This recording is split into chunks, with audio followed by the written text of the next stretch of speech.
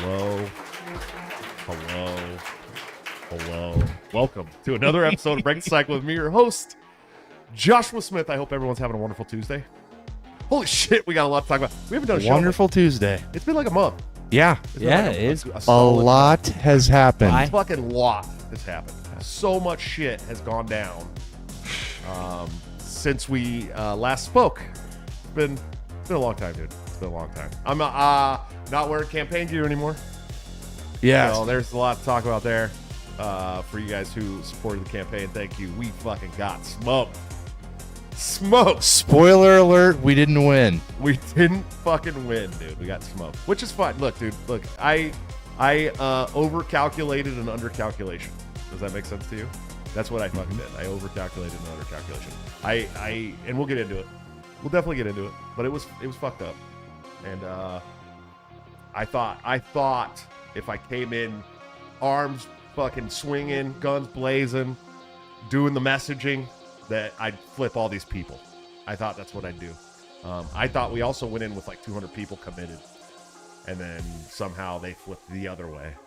Well, we can talk it. We're going to get into it. Yeah, we're going to. They might not have been there physically. Right.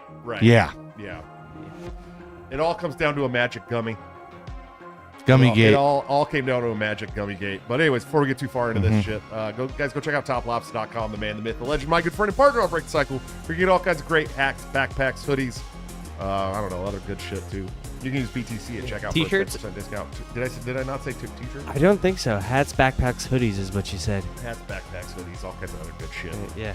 Just the best branded stuff you will ever see in your life, literally. Knapsacks. Yeah, knapsacks. That cool pillow there you see between my two wonderful co-hosts, that's a custom Top Lobster Break the Cycle Couch Streams pillow that you can get for your couch. It's good stuff. I love it. I'm just, go check them out. BTC at checkout. Or you can join the Patreon, subscribe, start, become a member of the YouTube channel, and actually support us doing live content the way we would like to be doing it. I'll be moving in August. So this studio will be getting broken down, and we'll be rebuilding it in another place. So that's going to be a lot of fun. I'm very excited about that. We got a great show for you guys tonight. Let me check in with my two wonderful co-hosts who spent some time in D.C. with me last weekend, Mr. Ryan Kurt and AJ. Sir, how are you guys doing? Doing pretty good. I enjoyed DC a lot. I enjoyed meeting a lot of you. I got called Ian a number of times, which was cool. And then I also got a lot of Yepcocks in person, which I greatly appreciate. In person, dude. How cool is that? Yeah. That's cool, man. AJ, how are you, buddy? I'm still recovering. I'll be real honest. Yeah. It was a grueling weekend. Yeah. And we were just there, late Friday to Monday morning. There were people there that were longer there than we were, but very exhausting. I think Sunday was 13 and a half hours of business. Yeah. 15 and a half. 15 and a half. Yeah, you guys were there till like past midnight, right? Oh, it was 12. It was almost 12:30 a.m. I believe. It was 1:20 a.m. when I messaged my wife saying we just got done and we were walking out the door. I was like almost to the hotel that I stopped at in Ohio at that point already. Yeah. People are like, oh, he just took off like a pussy or whatever. And I'm like, nah, dude, I wasn't going to stick around. First of all, I had a 15 and a half hour drive. Okay. Yeah, you drove there. Why would you stick around? Yeah, I had a 15 and a half hour drive. I wasn't going to get the nomination. It was over. I tried to do some wheel and deal politics and try to score a VP position. That wasn't going to work because we didn't have enough delegates. Okay.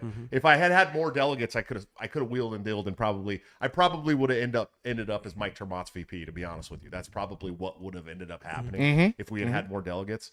That was the road that we had to the VP position. And that would have been awkward. Like, Termott has become a good friend to me and to the show, and but I didn't like the way that he did some weird backroom shit too at the last minute. And then when I talked to him, I was like, "Remember we talked about this VP thing?" And he's like, "Yeah. Let me just talk to somebody." Walked away, and then somebody got sent up to me, and they're like, "At this time, the Termott team is not considering you for vice president." Like, I had somebody else come and tell me. I was like, "Fuck this guy, dude." Like, you know what I mean? I still like Mike.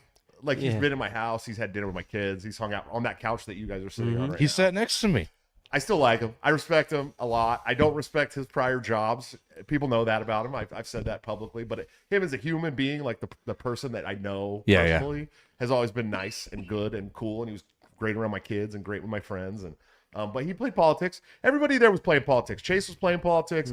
Rec was playing politics. The MC was playing politics. I was the only one that wasn't really playing politics at first. Yeah. And then at the end, and we'll get more into this, but I've been accused of telling my delegates to vote NOTA, which I never did. No. I literally never did that. Nope, not once. As somebody who ran the party, as somebody who was a leader for the national party for over almost half a decade, I can tell you that I know the consequences of not having a candidate and how bad it would be for the party. I mean, it would take us back 30 years in a bad way. And so I never said that. I said, this is my exact words, vote your conscience. I want you guys to vote for who you want. I had talked to Lars Mapstead's team already, and they were like, look, give us your delegates. We'll give you literally the best job on the campaign. We'll give all your friends jobs. We'll use you for the anti-war messaging. We'll make you a guy who goes around and does media appearances. I'm like, shit, this is perfect for us, dude, because this is exactly what we do now already, but now we'll be funded. And he had enough money to fund a vice presidential run for Clint Russell. Because Rec is now sending out emails asking for people to pay him for all of his losses in the campaign. I don't know if you've seen That's that. not how it works. It's not how that works, first No. of all. But he was in the hole. Termont's like $1 million in the hole. He's been campaigning for like over 2 years. Yeah. And that was the other thing is when I talked to Tremont, I was like, how are you doing financially? He's like, well, right now we're not doing very good. And then I found out it was like $1 million in the hole. And I was like, fuck that, dude. We cannot. You know what I mean? Like we cannot. We have to attach ourselves to somebody who has money at this point. Because it's either going to be Rec out there embarrassing us in the media, right? Or we get somebody who has at least money that can get us ballot access around the states and salvage this thing a little bit with Clint Russell. Yep. Anyways, guys, we got a great guest for you tonight. We're going to get way more into this. But before we go any further, the man who really needs no introduction, the ukulele playing badass from the Tower Power Hour, the man, the myth, the legend, Mr. Toad, sir. How are you doing tonight? What's up? I'm doing all right. How are you? How are my levels? Because you said you can't fucking hear me. You suck in our headphones, but I have turned you up enough in the mix that people should hear you just fine. But you suck in our headphones. I do not know why at all.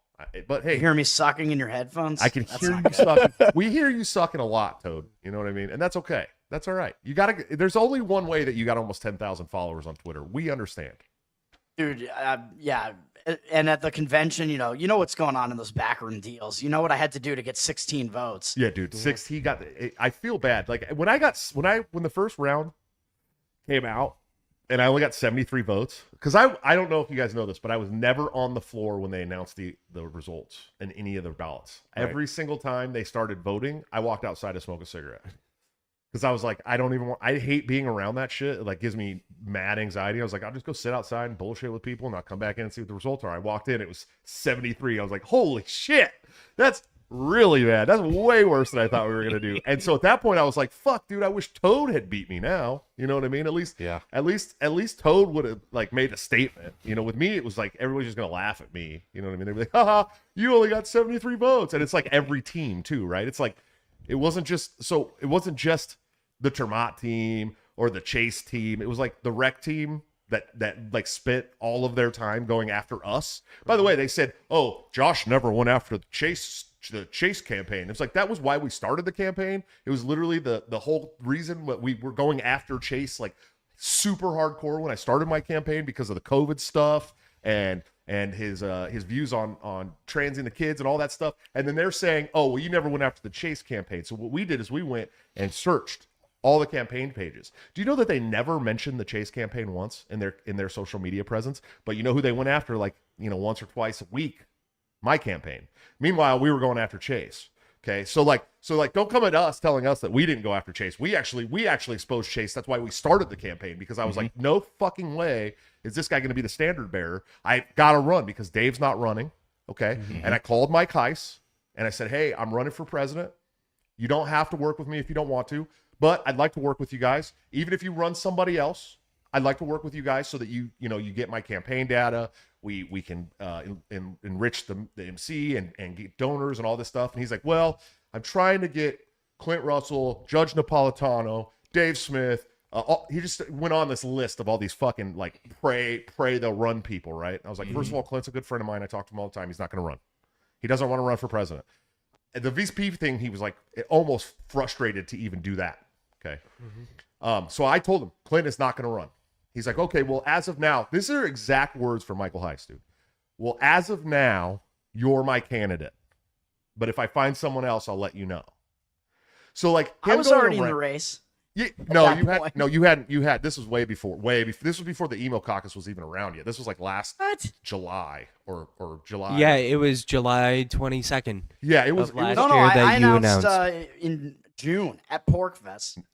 no, there's no way you announced before me, dude. You didn't announce. You didn't announce before I ran, Toad. I know that for sure. Because Ben was trying to.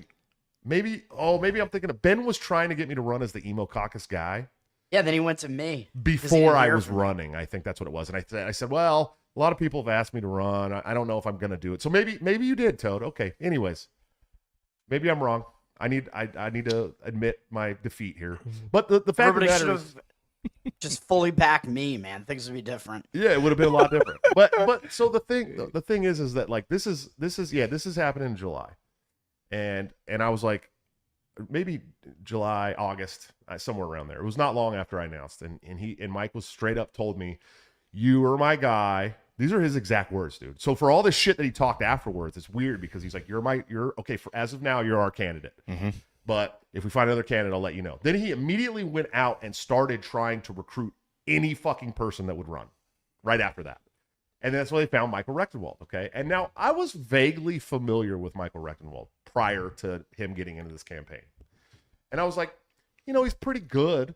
He's pretty good. He was really good on the Great Reset. This is his wheelhouse and the woke mob left, right? Like, I'm pretty good on the woke mob left.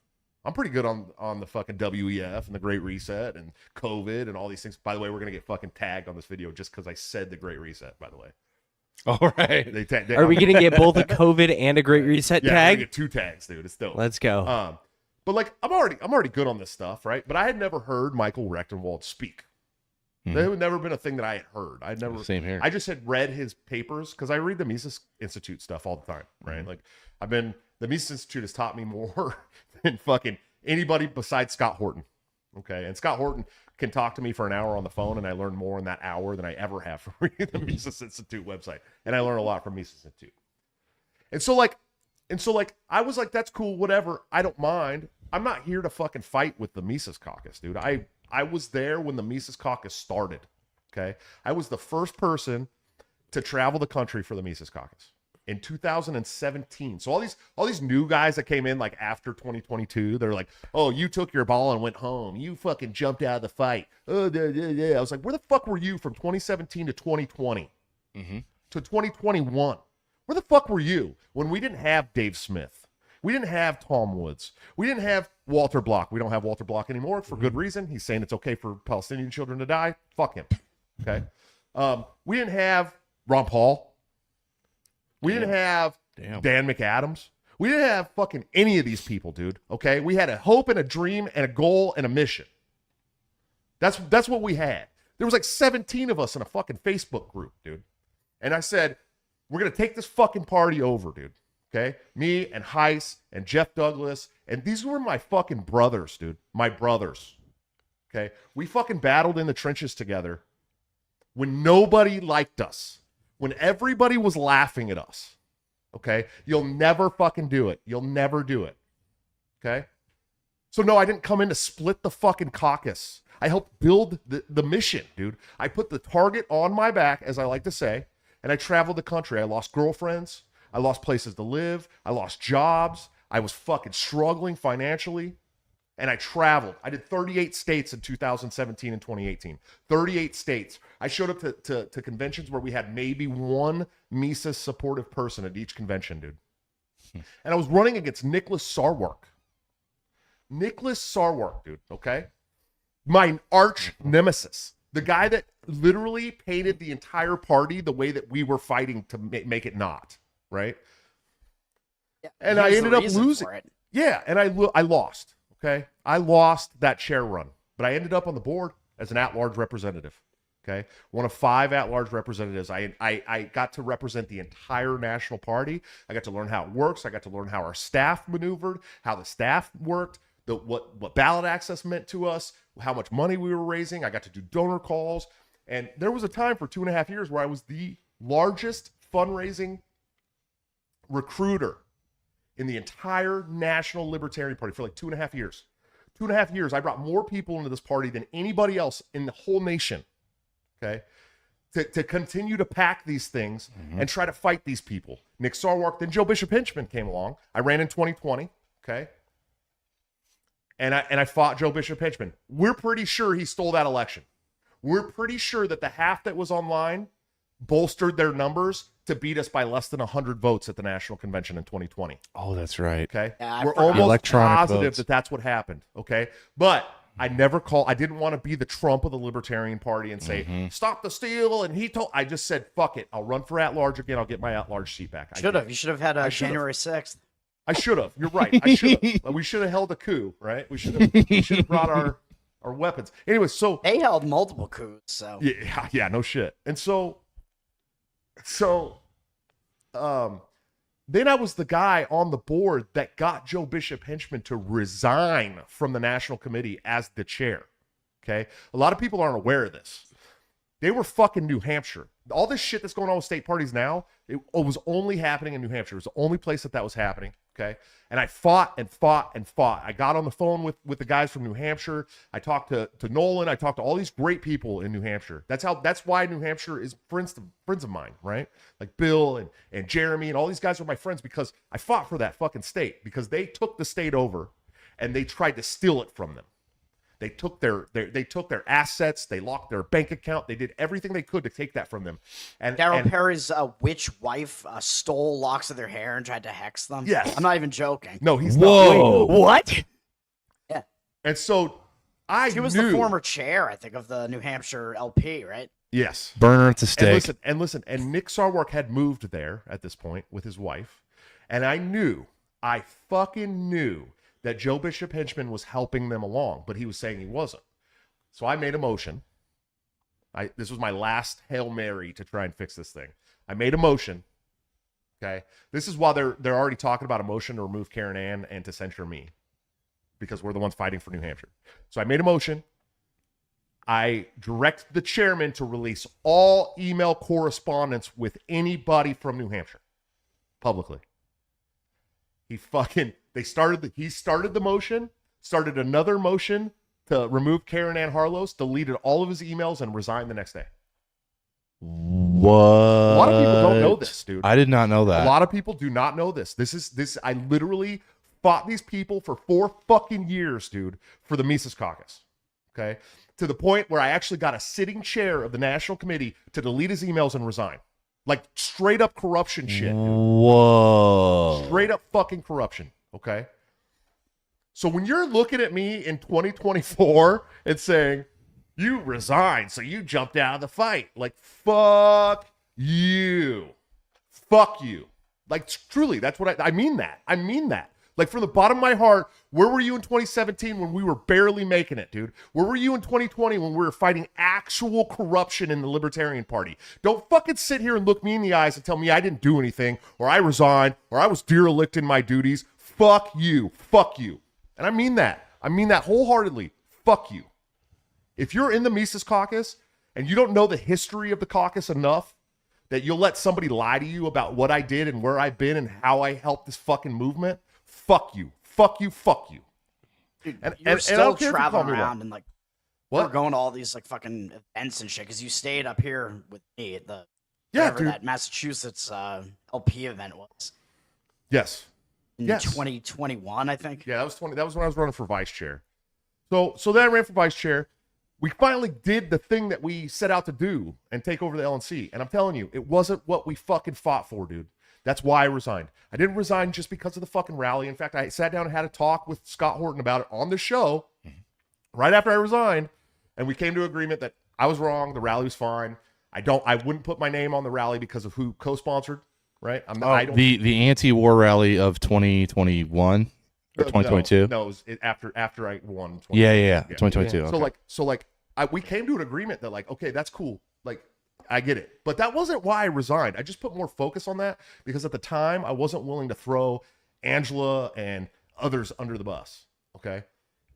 I wasn't willing to do that. I thought I was trying to protect people that I cared about. But what came down to was these people were fucking snakes absolute lying fucking snakes, doing backroom deals, telling members that I wasn't doing anything while I was calling staff members like Kara Schultz, asking them what I could do to help the staff because no one was giving me any direction as a vice chair. And I realized that I was going to be the scapegoat for the next 2 years. I realized that anything that went wrong, anything that didn't get done, they were going to put it off on me. And so I fucking resigned because I wasn't going to sit there after all the fucking work that we had done for 2 fucking years, or for 4 or 5 years, and take all that blame. Yeah. So good luck, set sail, see you later. And if you want to be mad at me about that, fine. If you voted for me and you're upset with me, fine. I'm sorry. I'm sorry that I let you down, right? Like, I mean that from the bottom of my heart. It was the hardest decision I've ever fucking made, dude, to leave that LNC. After all the fucking blood and sweat and tears that I put into that thing, it was the hardest decision I ever made, ever in my life. And you guys are acting like I took it lightly and did it because of some anti-war rally. No, I did it because the people that I helped get there are shitty fucking people. That's why. That's why I did it. If you want to know the truth, here's some fucking truth in your face, dude. The people who I helped get there are shitty fucking people. And politics is a fucking dirty game of shitty fucking people. Even your own friends. Even your own fucking friends will turn and be snakes and shitty to you. Okay? And I'm not a politician. I think everybody that watches this knows that I'm not a politician. But I can tell you 100% wholeheartedly that I watched politicians who you think are your friends be absolute shitty fucking people. So I didn't deal with it. I just walked away. So then I saw the movement that I helped build that I cared a lot about. And I knew that Dave wasn't going to run. I saw the writing on the wall months and months and months ago. And I was like, okay, if no one else is going to step up. And if you remember my initial campaign slogan, do you guys remember my initial campaign slogan? I guess I'll do it. Yeah. Do you remember that? I guess I'll do it. I guess I'll do it. Because no one else was going to do it, right? Yep. And so, like, it started out as kind of a joke, kind of a challenge, see if anybody else would step up. But nobody did. I mean, Toad did. And we should have just supported Toad at this point, to be honest with you. Mm-hmm. We should have just put all of our resources into getting Toad on the debate stage. That's what we should have done. Yeah, because I didn't have this, whatever the hell was going on between you and the Mises people. I didn't have any of that behind me. So we should have pushed for me. So, yes, I agree. But so anyways, so here I am. Fuck it, I'll do it. And it turned into a serious campaign, dude. We campaigned our fucking ass off. I went to debates. I flew all over the fucking country. I took a ton of time away from my family. And the whole time I was doing it because I care about this movement and I wanted to rebuild it. Because I saw people leaving that I respected. That I actually respected. They were like, fuck, I'm done with this shit. People from Mass, people from New Hampshire, people from New Mexico, people from Texas, people from California, people from all over the fucking country that were there when we were actually fucking fighting in the trenches. Not you new people who don't even know the history of the shit that we did. People who actually were there when we were fighting in the trenches.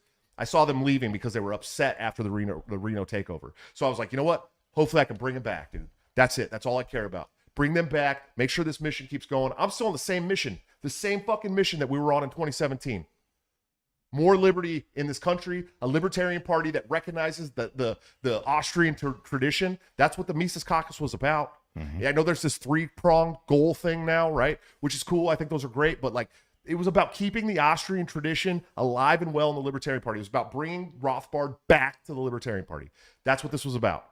Because the Libertarian Party for a long time had been Koch brothers and fucking Cato and Reason. They had kicked out all of the fucking, they'd ran off all of the Austrians, and we were taking it back. We're going back. We're bringing the Ron Paul revolution back home where it belongs. And I'm still on that mission, man.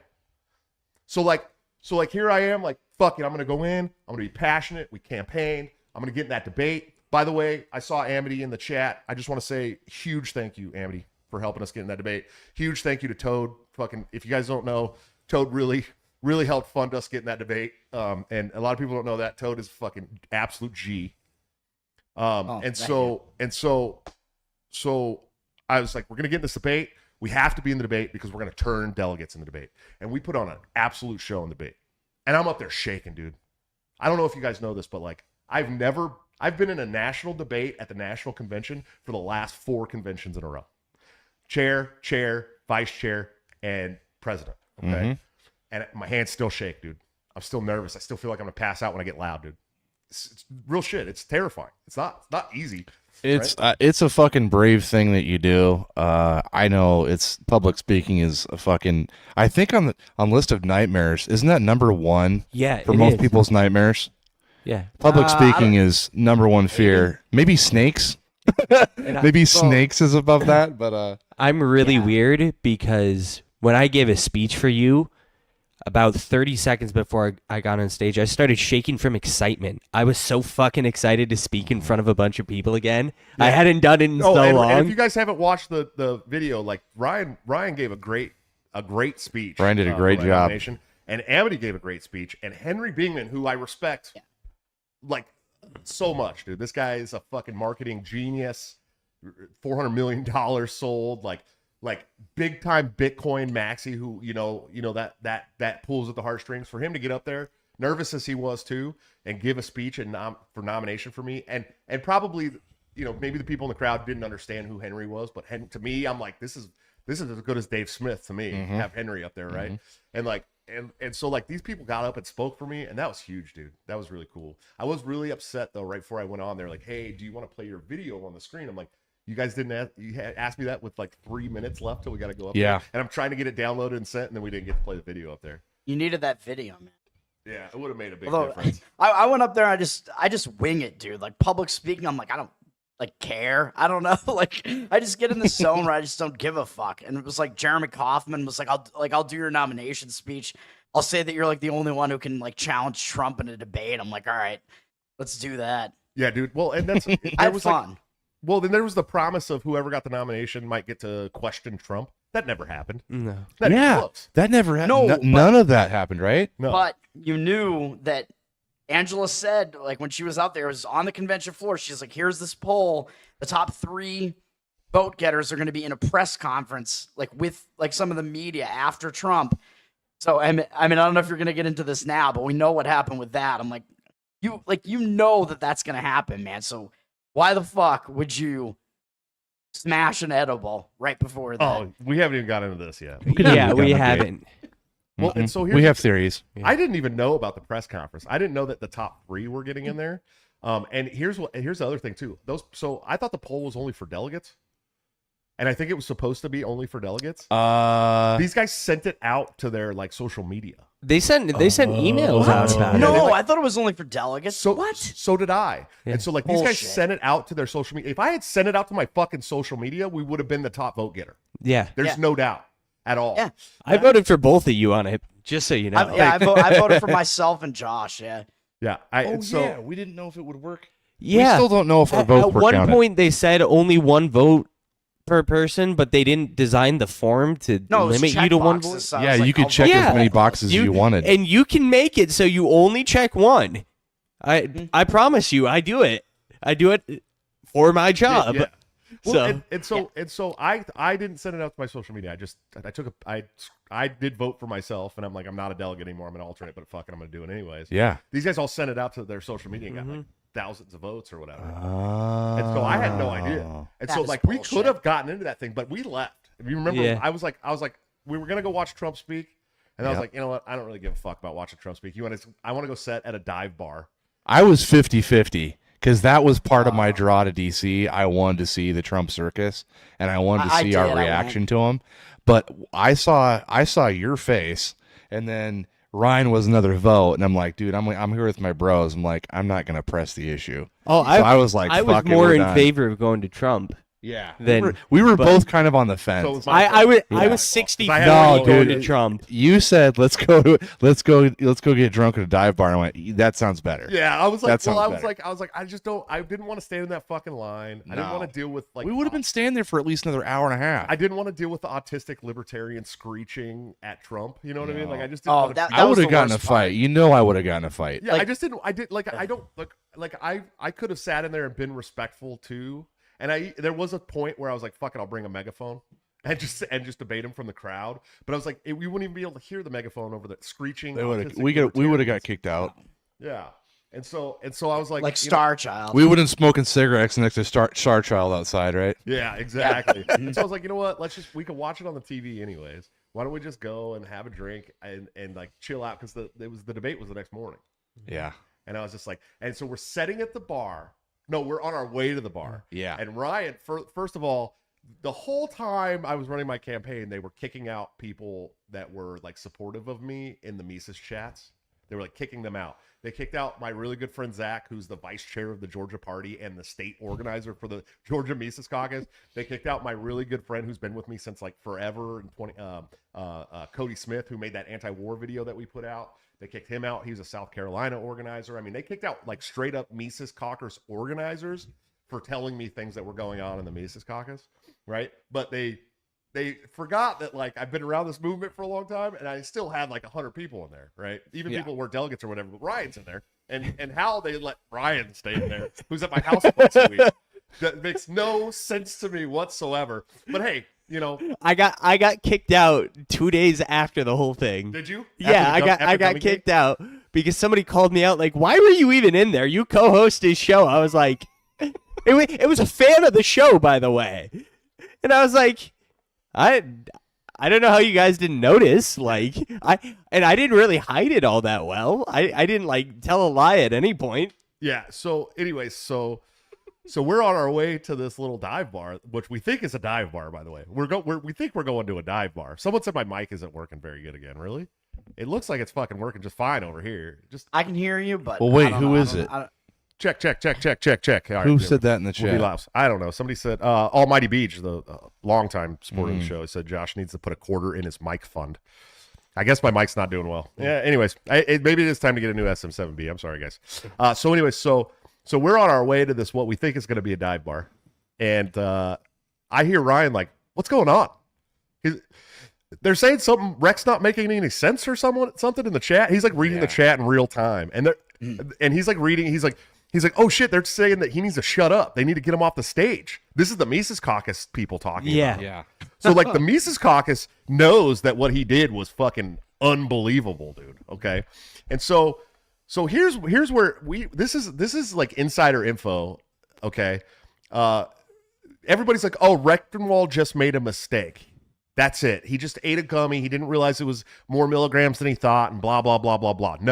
No, that is a story that you are being told that is not the truth. Correct. He was arrested in 2019 for Adderall abuse. He was hospitalized in 2017 for Adderall abuse. He's very clearly throughout the campaign on Adderall or some kind of stimulant because he can't stop moving his fucking mouth around the whole time. He's constantly hitting his fucking vape. And I saw text messages directly from him to another convention goer saying, she asked him, "Do you need anything?" And he said, "No, I already got a bag of mushrooms, so I'll be doing mushrooms." So if he did take a gummy, he also had Adderall and mushrooms at the same time. So this is just a story that you're being told that he accidentally took a gummy that was too much for him. No, That's the cover story. This motherfucker was loaded. Now look, I have taken too much edibles before in my life. I don't consume cannabis almost at all anymore. AJ every once in a while bring me over some, and then it sets in my cabinet forever. I just don't get high. But I have over partaked in edibles before.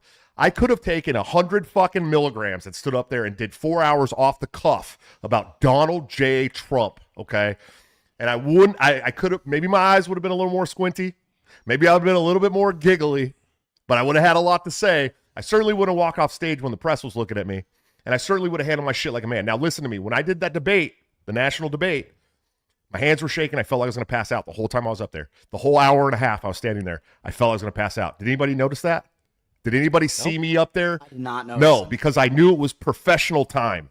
It was time to go up there and be fucking professional, dude. Didn't matter what I was going through. It didn't matter how I felt, dude. You remember on the way to the fucking convention hall, I was like, I'm feeling a little dizzy. Remember? Remember that, Ryan? In the truck on the way there. I'm feeling a little dizzy. Might got to take a dizzy pill. You know what I mean? Because I have vertigo too. So on top of that, I have fucking vertigo, like a vertigo issue. And I'm standing up there feeling like I'm going to pass out. And I did an hour and a half, and I brought it. I brought the fire. I gave my I have a dream speech, continued, right? I did everything that I needed to do. And it was good. Like it came out, I think it came out really good. I certainly wouldn't have stood up there and said, "You know what, this line of questioning is just getting a little boring, and you guys have a good night." Like, who the fuck thought that was a good even thing? Before that, like you knew that there was an issue because for some reason they gave him the intro speech before the Trump speech, which was also kind of weird. I'm like, okay, like what is going on here? Like, how did that decision get made? And he's up there and he's already like, that was like the first clip that I think you saw that was like circulating around out there with him just being totally incoherent, basically, and just saying like blah, blah, blah, whatever. And then like going like this kind of, and then like walking around like, what the fuck was that? And then Clint and Dave both go after that. They both kill it. And I'm like, oh, this is really getting ridiculous already. Then he did the press conference after it with Chase and Termott, and he had the opportunity to like distinguish himself from those two because they were just like Rec actually said, they were turning it into like a Trump bashing contest. So I'm like, yeah, so what you can do here is give different answers than what they're giving and make the distinction between them and you. Why are you different? But instead he just like quits, basically. This was your chance. This was your chance, Rectenwald, to separate yourself from Chase and Termott. You know how easy that is? You know how easy that would be? That'd be so easy. I could have just stood there and been like, yeah, well, you know, he was really good on the regulation executive order. I really did enjoy that he, you know, for every one new regulation they had to get rid of two. But let me talk about federal red flag laws, or let me talk, you know what I mean? Like there's so many things that we could have talked about to like push us, not just separate us from Trump, because that's easy. Okay, Trump went up there and talked about Mike Lee, okay, as being the libertarian, okay, and it's some Mike and another Lee, who also spoke, by the way, right before yeah. Trump, Well, he also yeah, I know, and cool. and don't get me wrong, I like Mike Lee. Mike Lee's cool. Yeah, he's I think he's probably a little Zionisty for me too, like Matt Gaetz. Too much, but he's good on a lot of shit. Don't get me wrong. I don't want to bash. Mike Lee follows me on Twitter. He's cool. We're bros, right? He's no Thomas Massey, but he's good. No. Thomas Massey also Massey follows me on Twitter. Lee doesn't. So. I'm just saying. But so this, you know, Trump's up there talking about libertarians, and he's talking about a guy who literally wrote that. What the fuck did he say about 9/11? He said that the I'm not gonna remember now. Who did he blame for 9/11? The Houthis or something? I can't remember now.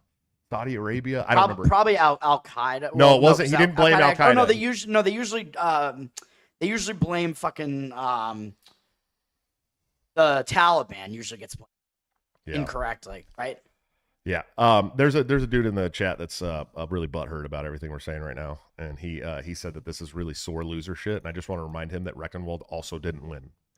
Sore loser shit. Sore loser shit? Bro, we're just explaining what happened. Hold on. We want to talk about sore losership. I've been thinking about this, and I want to put a message out to Michael Rectenwald. I want you guys to clip this and send it his way. Oh, shit. Michael, prepare yourselves. You lost primarily because of your lack of self-awareness. That's coming from somebody with a giant lack of self-awareness. That was the primary reason you lost. The two biggest things that affected was, one, you grossly overestimated how good a speaker you were.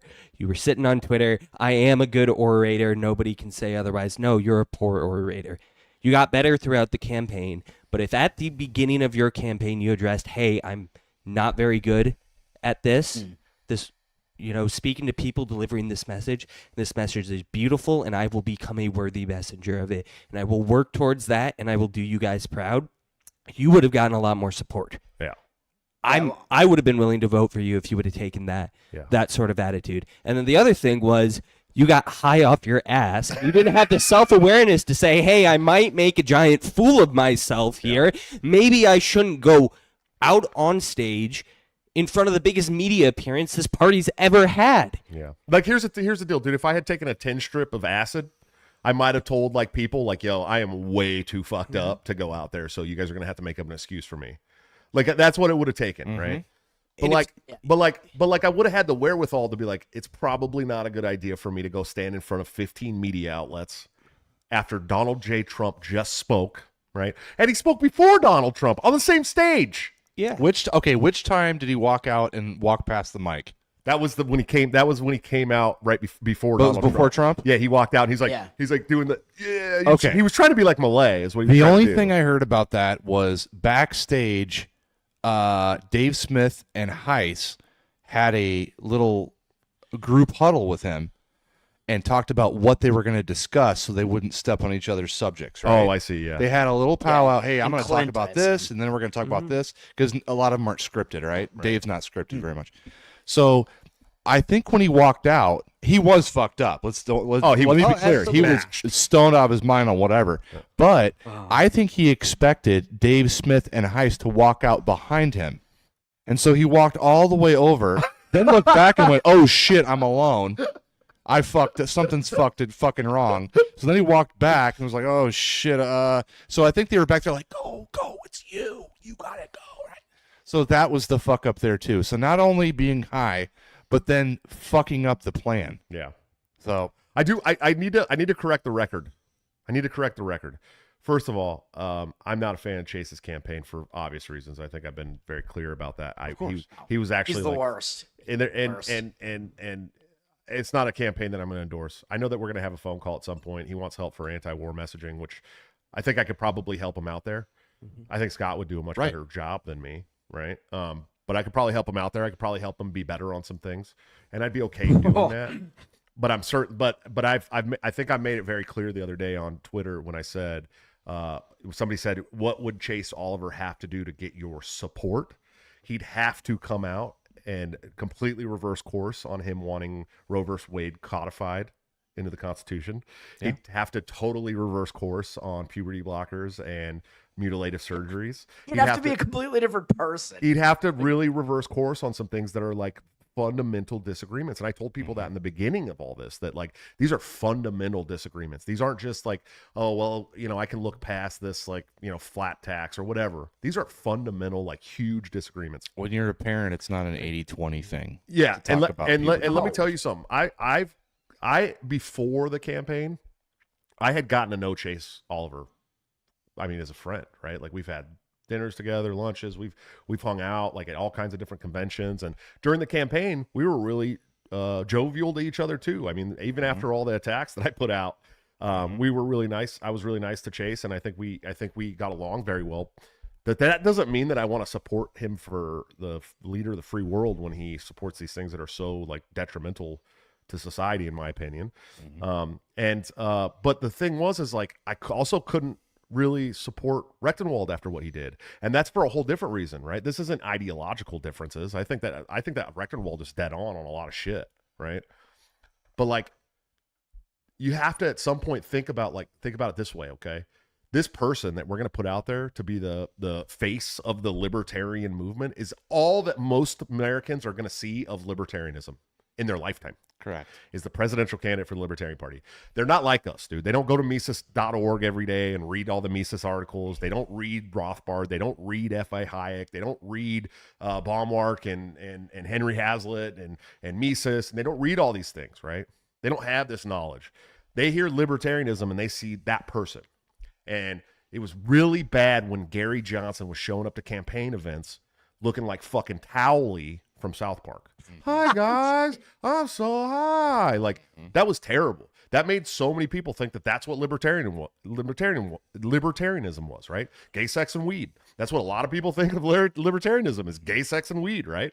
Like I don't think that about libertarianism. I mean, that is what it is. No, it's not. It's and guns and guns. That's the thing, right? Like it's not. There's like this rich fucking tradition. It's like the most beautiful philosophy in the history of mankind, right? Freedom. Like at the base of everything, it's freedom, right?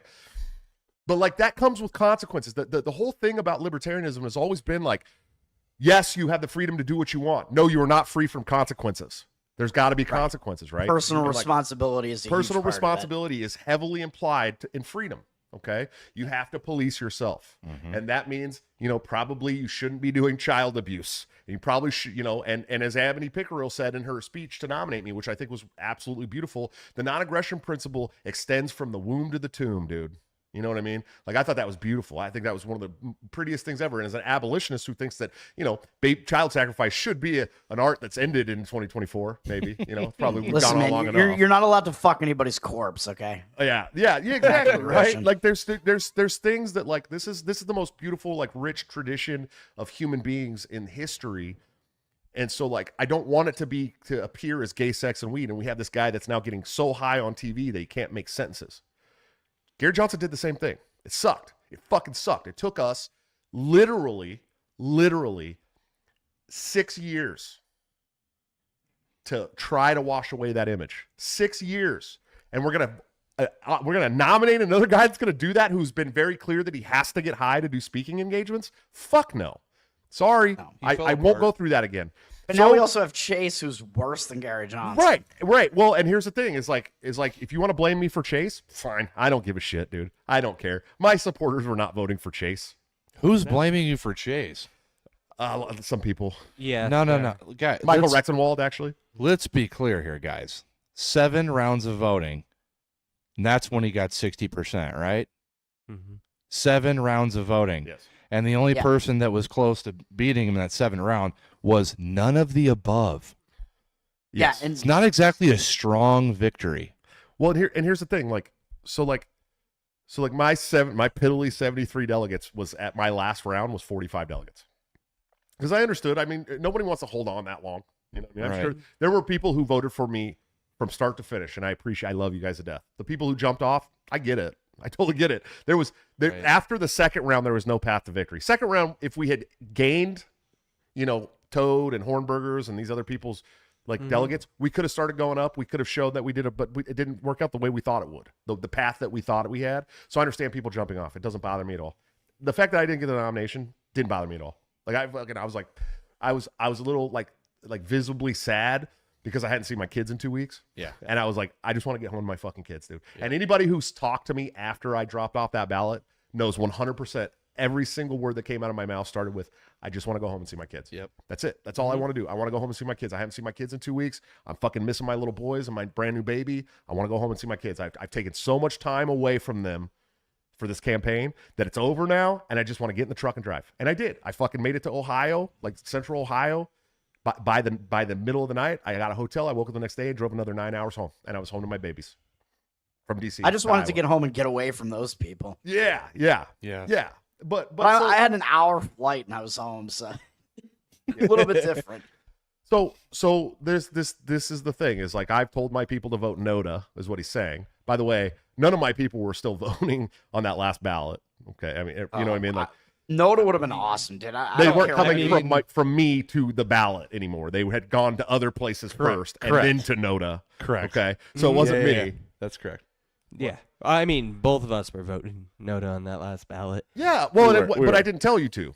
Oh, This yeah, was on no. this was all on your own, and it was because of Chase. It wasn't because of Yeah, Rectenwald. we voted. I voted NODA on when it was Chase and Rectenwald Yes.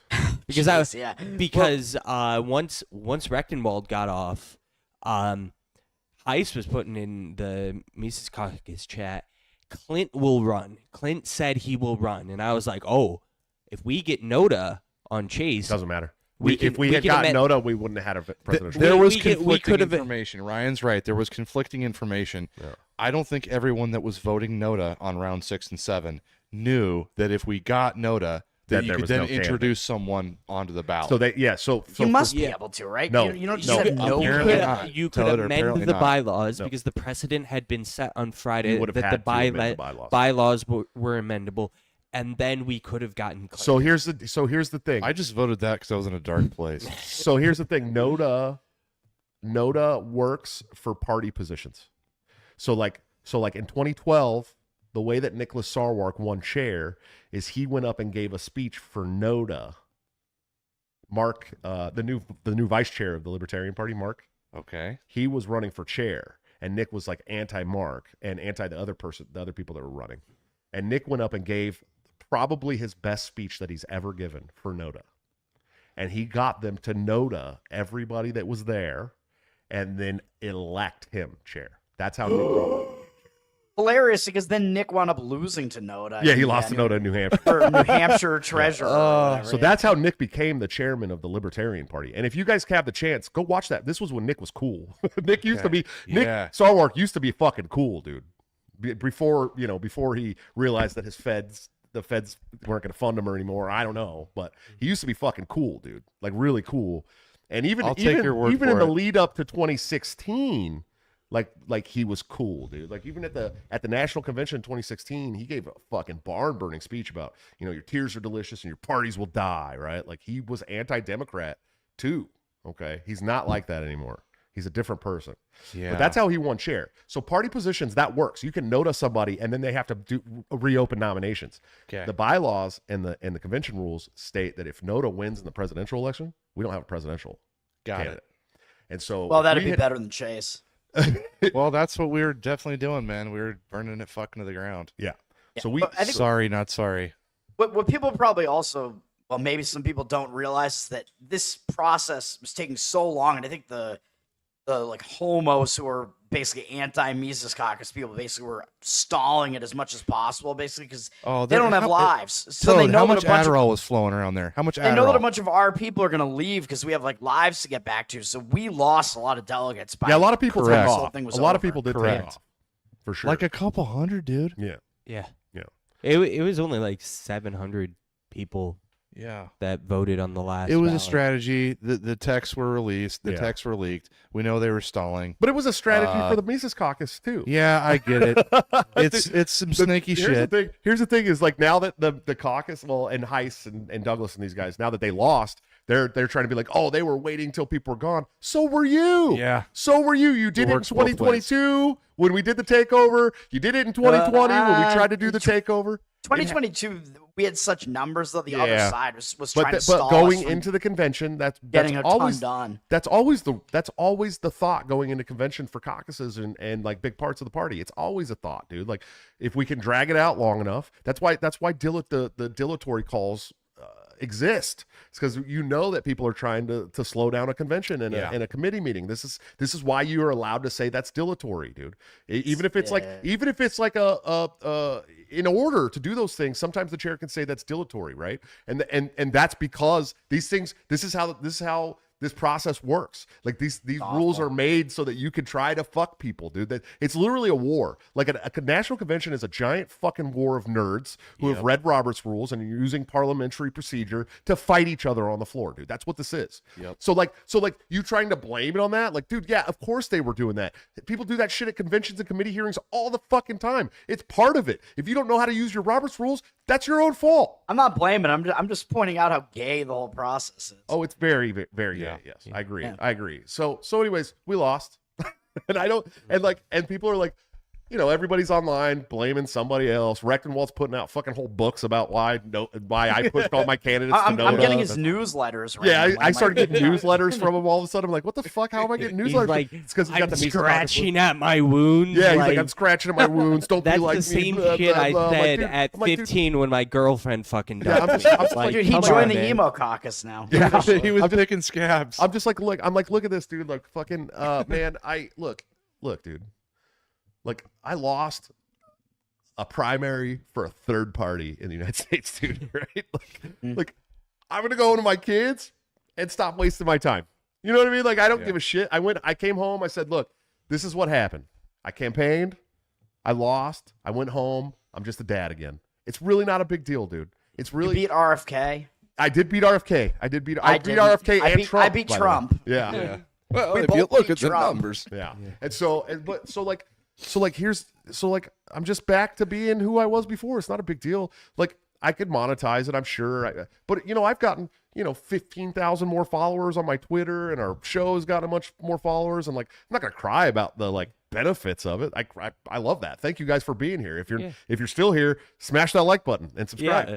And download Rumble. And download Rumble. Yeah. absolutely. Rumble put out a thing today. They said if on a live stream you tell people to follow you and download Rumble. and download Rumble, they'll pay you money. So They'll pay we're- you six cents for every person who watches the stream. for, where you yeah, say for, download Rumble. for every live viewer, and we're at Follow us and 450 download right now. Oh, they fucking put us on the Rumble. front page again. They put us on the Thanks, front page thanks, almost thanks. immediately. Thanks, Rumble. I love you guys. We love you, Rumble. Now if only you'd pay.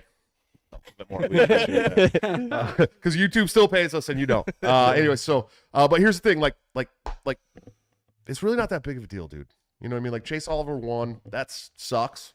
Like he was probably the one candidate that most of us didn't want to win because we know but like maybe he doesn't go out and talk about all these fucking terrible things that we hate him for. I sure did hope not. get personal assurances from Chase that he would make it anti-war focused. That's good. That That's he a would good go thing. to college campuses, talk about the Israeli-Palestine conflict, and make that a focus of his campaign to just be anti-war. And I got this assurance multiple times, and I've spent a couple hours with Chase on the campaign when he was in Iowa and when I was traveling with you, and he's been incredibly friendly. His campaign people He's a nice guy, dude. his campaign people have been awesome to us. Yeah. Way better than Rectenwald's people Yeah, were. and even when I which was is going crazy. after Chase, Yeah. like actively going after Chase, they were all nice to me. Yeah, they It were almost was like, fuck. they, You know? they're like, we get it. We're gonna go after you too, and it's politics. We disagree on stuff. We know we disagree on stuff, but Yeah. we also agree on most of the stuff. Well, let me tell you this, dude. So I'm looking at it this way. We're all bitching. We're all bitching about this, right? It's the best case scenario. Chase Oliver ticket. Best case scenario. You guys are all worried about it being the worst case scenario. This is the best case scenario. This is what you should be doing. We've got to steal the votes for the votes from Biden, right? Dude, We've this gotta is steal this them. is the Oh, yeah, best that's right. case scenario right now. Listen to me. Yeah. I'm telling you right now. This is the best case scenario because you have the absolute epitome of a public figure for the anti-war left. Okay? The pro-Palestine, anti-Israel, anti-war, right? We know they're not really anti-war. We're anti-war. But Chase Right. is actually anti-war. Actually, he's anti-war to the core. I heard that 500 times over the course of the campaign. Anti-war Right, to the core, yeah. brother. Okay? Anti-war to the butthole. And so you have a guy that's going to drain the anti-war left, dude. Literally. Literally. Yeah. Like from the Literally. balls. From the Like, ball. yeah. Ball, okay. Maybe. And like, he's gonna if he gets drain seen. the anti-war left, dude. Straight up. All these right-wing guys like libertarians and Republicans and conservatives, they're like, oh, I'm not voting for Chase. Yeah, no shit, dude. We know you're not voting for Chase. We know you're not voting for Chase, but you know who's gonna vote for Chase? The fucking anti-war left, dude. And that's beautiful because those votes would probably go to Biden. Yes. Okay. Now you How have much all do you this. think he's really gonna get though? I think he could get a lot. I think People honestly, are still in that mindset, like we gotta vote against Trump. We gotta dude, stop these are Trump. the dorks that go to DSA conventions, bro. He can get them to vote for him. I'm sure of that. And if you're smart, you'll shut the fuck up and start directing all of your leftist anti-war friends toward Chase Oliver. If you're smart. If you're not smart, you're going to raise a fucking huge stink about it online and make a fool of yourself when we already know you're not going to vote for him, and none of the other conservatives and right-wing people are going to vote for him. But Wait, you're could calling be- me a fool because I'm Yes. just calling him a faggot constantly out there? Yes. You should shut the fuck You know, up. it's on brand for Toad. It is on Wheels? brand for Toad. He would have called This is normal. he would have called That's true. whoever won the nomination, including you. a Yeah, he fag would have the called whole me time. the same Yeah, thing. It's fake Yeah. gay. And I would have called him it to be fair. If Toad would have won the nomination, he would have called the would've called nominee a himself fag. it. Yeah. Oh yeah. I'd call myself that. I already do that anyway. I do love how Toad always has dumbbells behind him when he does podcasts, and we all know that he doesn't use them. It's my Sometimes favorite. I do. Okay, listen. If you're smart, you would be directing any friend that you know that leans left that is anti-war towards Chase Oliver and Mike Termott. Do you know why? Because you're fucking destroying the Biden campaign when you do that. Fuck Biden. Yeah, I You're agree. destroying the Biden campaign when you do that. Okay, I'm So listening. shut the fuck I'm up. listening. Be 40 smart. chess. I'm from California. I'm from the Bay Area of California, dude. 90% of the kids that I grew up with are leftists. Absolute peak fucking California lefties, dude, okay? I am going to be sending out emails to these people with links to Chase Oliver. With fucking links. You know why? Because they're all never Trumpers. They're never going to vote for Trump. Absolutely 100% they're not going to vote for Trump. They will vote for Biden, though. Unless there's another option that's better on things than Biden. Mind That fuck leans a them, little 'cause they bit won't- left. They won't Oh. realize that you're trying to use them to actually help Fuck Trump. no. It's a win. No. psyop. This is 4D chess, guys. We're gonna need more. This We're is- gonna need crop tops I and cut off understand shorts. that 5D chess. libertarians are not the best when it comes to politics. Okay. Myself included. Obviously, I got 73 votes on the first ballot for president. That's nothing. Shit. I got fucking wrecked. Pun intended. Okay. Yep. Fair play to you, Mr. Rectenwald. You got all the delegates that I The was hoping teeth to thing turn. where he's like, Yeah, the teeth thing were bad. teeth The thing? teeth thing was Wrecked the regime, dude. Like he obviously had some like speaking coach, right? But what he was being coached to do made him sound like a fascist dictator. I'm like, this is probably not good either. Not a good Send- approach. his Dan Smott's video was the best part. He video was was good. I close to agree. getting it, but he just he didn't understand the fine points. He understood when to get how to control his volume appropriately, but not how to control his volume. Yeah. Send your leftist friends to Chase Oliver. Or Jill Stein. I don't give a fuck which one. I prefer it be That's for true. ballot Just- access reasons in 2028. I'd prefer you send him to Chase Oliver because Chase is better on things than Jill Stein. Jill Stein's a fucking eco-fascist, right? Yeah. Like at least Chase is like a free market guy, right?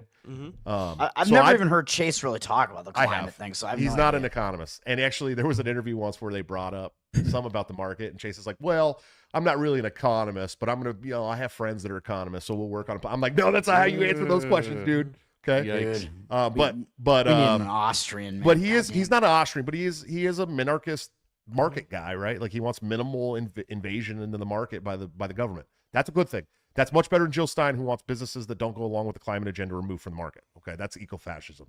It's literally eco-fascism. Okay, she's also anti-gun. She's all these things, right? But like, if you just move people over from her and get the Biden supporters to go vote for Chase, like, dude, you're doing something very, very special in the United States if you do these things, okay? And, Just get and them I'm, to I'm not telling vote you, for like, Biden, yeah. you don't have to do that, and you can talk all the shit you want about Chase, but it's much smarter to direct your friends that you know that aren't going to vote for Trump, these leftists and libertarians who just vote for the libertarian no matter who it is anyways. There's a lot of those, 700,000 registered voters in the United States. A lot of those people just vote libertarian no matter what. This is how we win, man. And then I will We're not gonna free win. Ross Ulbricht. I will free Julian Assange, and I will put at least one libertarian in my cabinet. If we can somehow get the message to Trump that we want it to be Scott Horton in his cabinet, that would be the greatest win for liberty in our lifetime. If he put Scott Horton in his Scott cabinet, do I it? would vote for Trump. Oh, dude, if he came out, dude, I'll tell you this right now. If Trump came out and said, all right, we're going to try to end the Fed. We're going to let Ross go. We're going to leave Julian Assange alone. And we're going to put Scott Horton in the cabinet. I'd be like, fuck it, that's it. Send me the fucking. Okay. Yeah. I hate to I hate to pump the brakes on this shit. Listen, if Trump said all that, there is a sniper less than 300 yards away that's licking the bullet and putting it into the chamber. Oh, there's no doubt. Okay. No doubt. Yeah, there's like no doubt. guys. Well, guys, he said he's going to end the Department of Education, which based, but like Scott Is Horton, based. that's like innocuous enough from the Fed's point of view that he won't get killed over it, and he will just be based Yeah. on He's not gonna everything do- He's not going to do anti-war. any of those things. That's the Yeah, thing. That's the thing, too. It's that's like everything wishful that he thinking. said at the convention, he's not going to do any of those things. No, I'll tell you this, though. he's going to put a libertarian in his cabinet, tell you this, but though. it's going to be We put frickin' Ross. We Nikki put Haley. Ross. The best thing about him being there is there's the two best things. One of them's a personal thing to me. One of them is like a nationwide thing that we put Ross at the front of his brain. That's great. Yeah. Ross is an absolute travesty. The fact that he's still in federal prison for creating an e-commerce website. I mean, this guy should never have gone to jail. It's a sham conviction to try and make an example out of people who go around the federal government. The thing about Ross is the second they put him in jail, 6,000 Silk Roads popped up around the whole world that were 100% decentralized, and there's no tracing these people. So like all they did was create an even deeper dark web. Okay. They didn't do anything. They didn't fix anything. They did not get more money out of this. They just tried to make an example, and people were like, oh, we just need more layers of security. Right. So Ross is rotting in prison now. I mean, over a decade for nothing.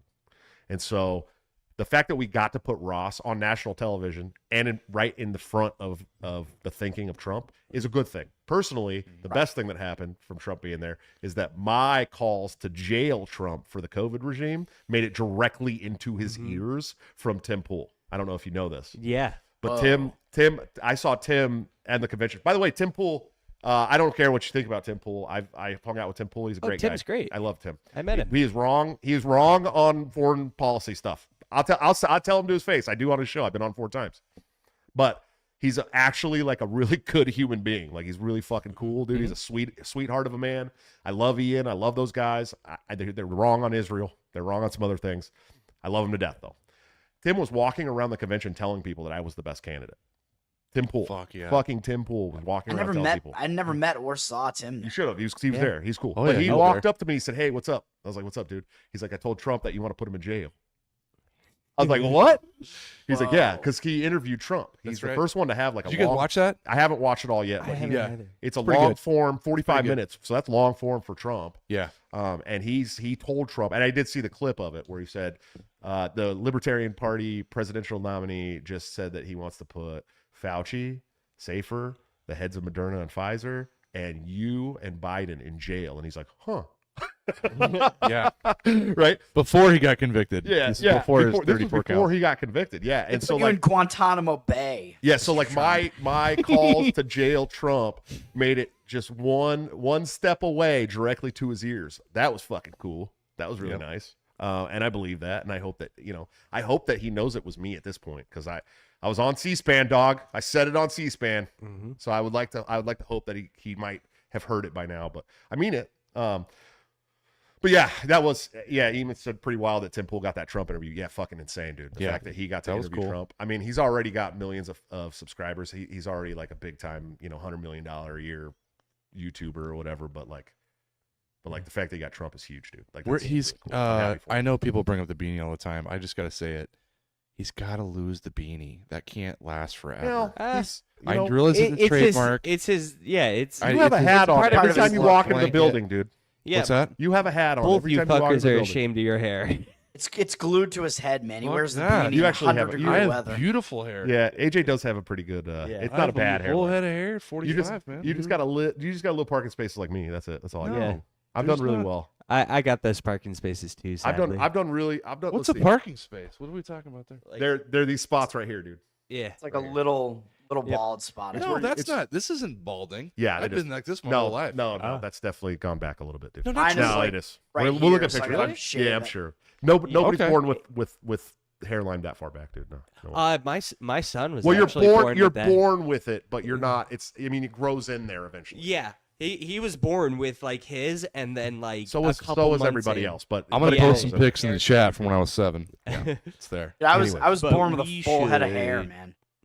I believe should you. definitely I believe go you. Thick over locks, some I'm super not chats joking. because people have been very generous. Yeah, we have gotten a lot of super chats. Let's go over some super chats here. I'll go back. I'll go back through the super chats here. and see Super what we chats. got a lot. People are live in the chat tonight. We appreciate you guys. Infinite yeah, Seal gave us super $10 chats. super chat. He said, "Welcome back. Thanks, brother. Happy to be back. I will be doing a show on Thursday too if these guys can. I don't know if they can, but next week I have to go back to school for my job, so I'll be gone for a week. So we'll have one more week off, and then I'll be back. And I probably don't have another week off until July. So Ben Anarchist, our good friend Ben, I love this guy to death. Up, He Ben. said $5 super chat. He said, "Screw politics, just listen to hardcore." Agreed. When I was in Columbus on that last leg of this campaign, I actually met up with Ben at a hardcore show, and that was cool as fuck, dude. I was like, I just took the night off and like went and like did hardcore shit, and like I actually had a call with the Oregon Libertarians, and I thought it was an hour earlier than it was, so I actually left the show a little earlier than I The needed to. I Oregon wish I would've stayed. Libertarians, they're like selling kidneys on the black market. No, the Oregon. Oh. Let's see. Almighty Beach, $10 super chat. He said, "You had charisma, whereas Michael Rectenwald had the charisma of an amoeba." Agreed.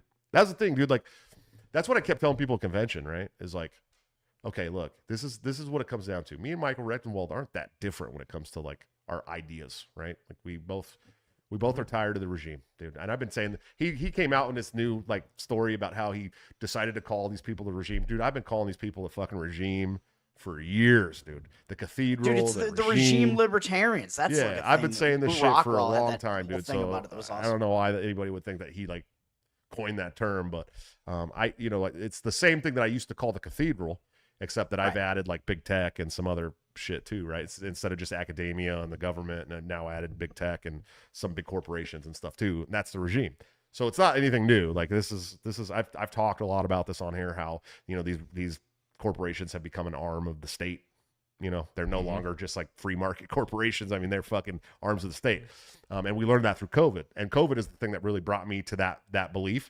And that started like 2021, man. So like, if you're going to try and explain to me how you made up this thing called the regime that include, no, dude, we've been doing this for a long time. It's not new at all. A lot of libertarians went through the COVID shit and still are not good on that. Yes. Well, and so here's the That thing. is So true. I was telling people there, I was like, look, you're going to get two fiery candidates.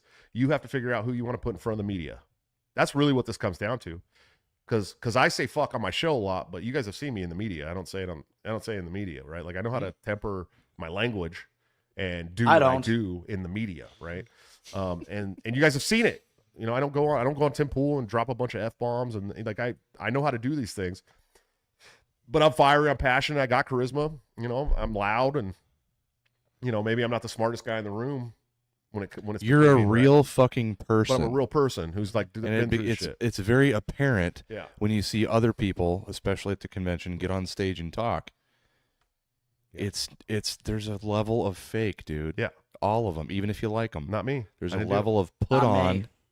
Yeah, me you're and Toad not. were the least fake people there, dude. Yeah. And you guys had an opportunity to put us in. The best case scenario would have been, truly best case scenario for right libertarians would have been me and Toad on the same ticket. Yeah, pretty much. Because we would have hopped on the media and Toad would have taken his shoes off and we would have went to town, dude. You know what I mean? Thomas Edelman, thank you so much, man, for everything. He gave us a $10 super chat. Thomas is shit, by the way. If you guys don't follow him on Twitter, go follow him. This guy is like on another level when it comes to intelligence, as far as especially economics. This guy's great. So. Edlum, the Massachusetts guy, Edlum, my guy. Yeah. Yeah, I love Tom. Hell yeah. What's up, Tom? I say it wrong because I have a friend named Edelman, and we just talked Julian about this Edelman. No. Yeah, no, Tom is awesome. Yeah. not my friend. He said I should have endorsed you from the beginning, as should have all the blue collar caucus. Yeah, I agree. I was the only blue collar guy to run in this race, not just in the libertarians. That too. In the United States, I was the only one who. And my claim to fame was I showed up to the convention. Was it Thursday? No, Friday. Friday. I got there Friday afternoon. I had gone to work that morning. I was the only one that got up and put on work boots and went to work that morning, and then showed up to the convention to try and win the nomination. Henry Bingaman, my dog. I love this guy to death. If you don't know who Henry is, please go follow him on Twitter too. He gave part of my nomination speech. Him, Amity Pickerel, who's amazing, and of course Ryan Kurt. But Henry was huge. This was a huge thing to me to have him up there as like the Bitcoin guy. I love him to death. He said, after seeing the voting process in person, I'm pretty sure there's no chance the LP can be a vehicle for liberty. We need to come up with a new plan. I don't necessarily disagree.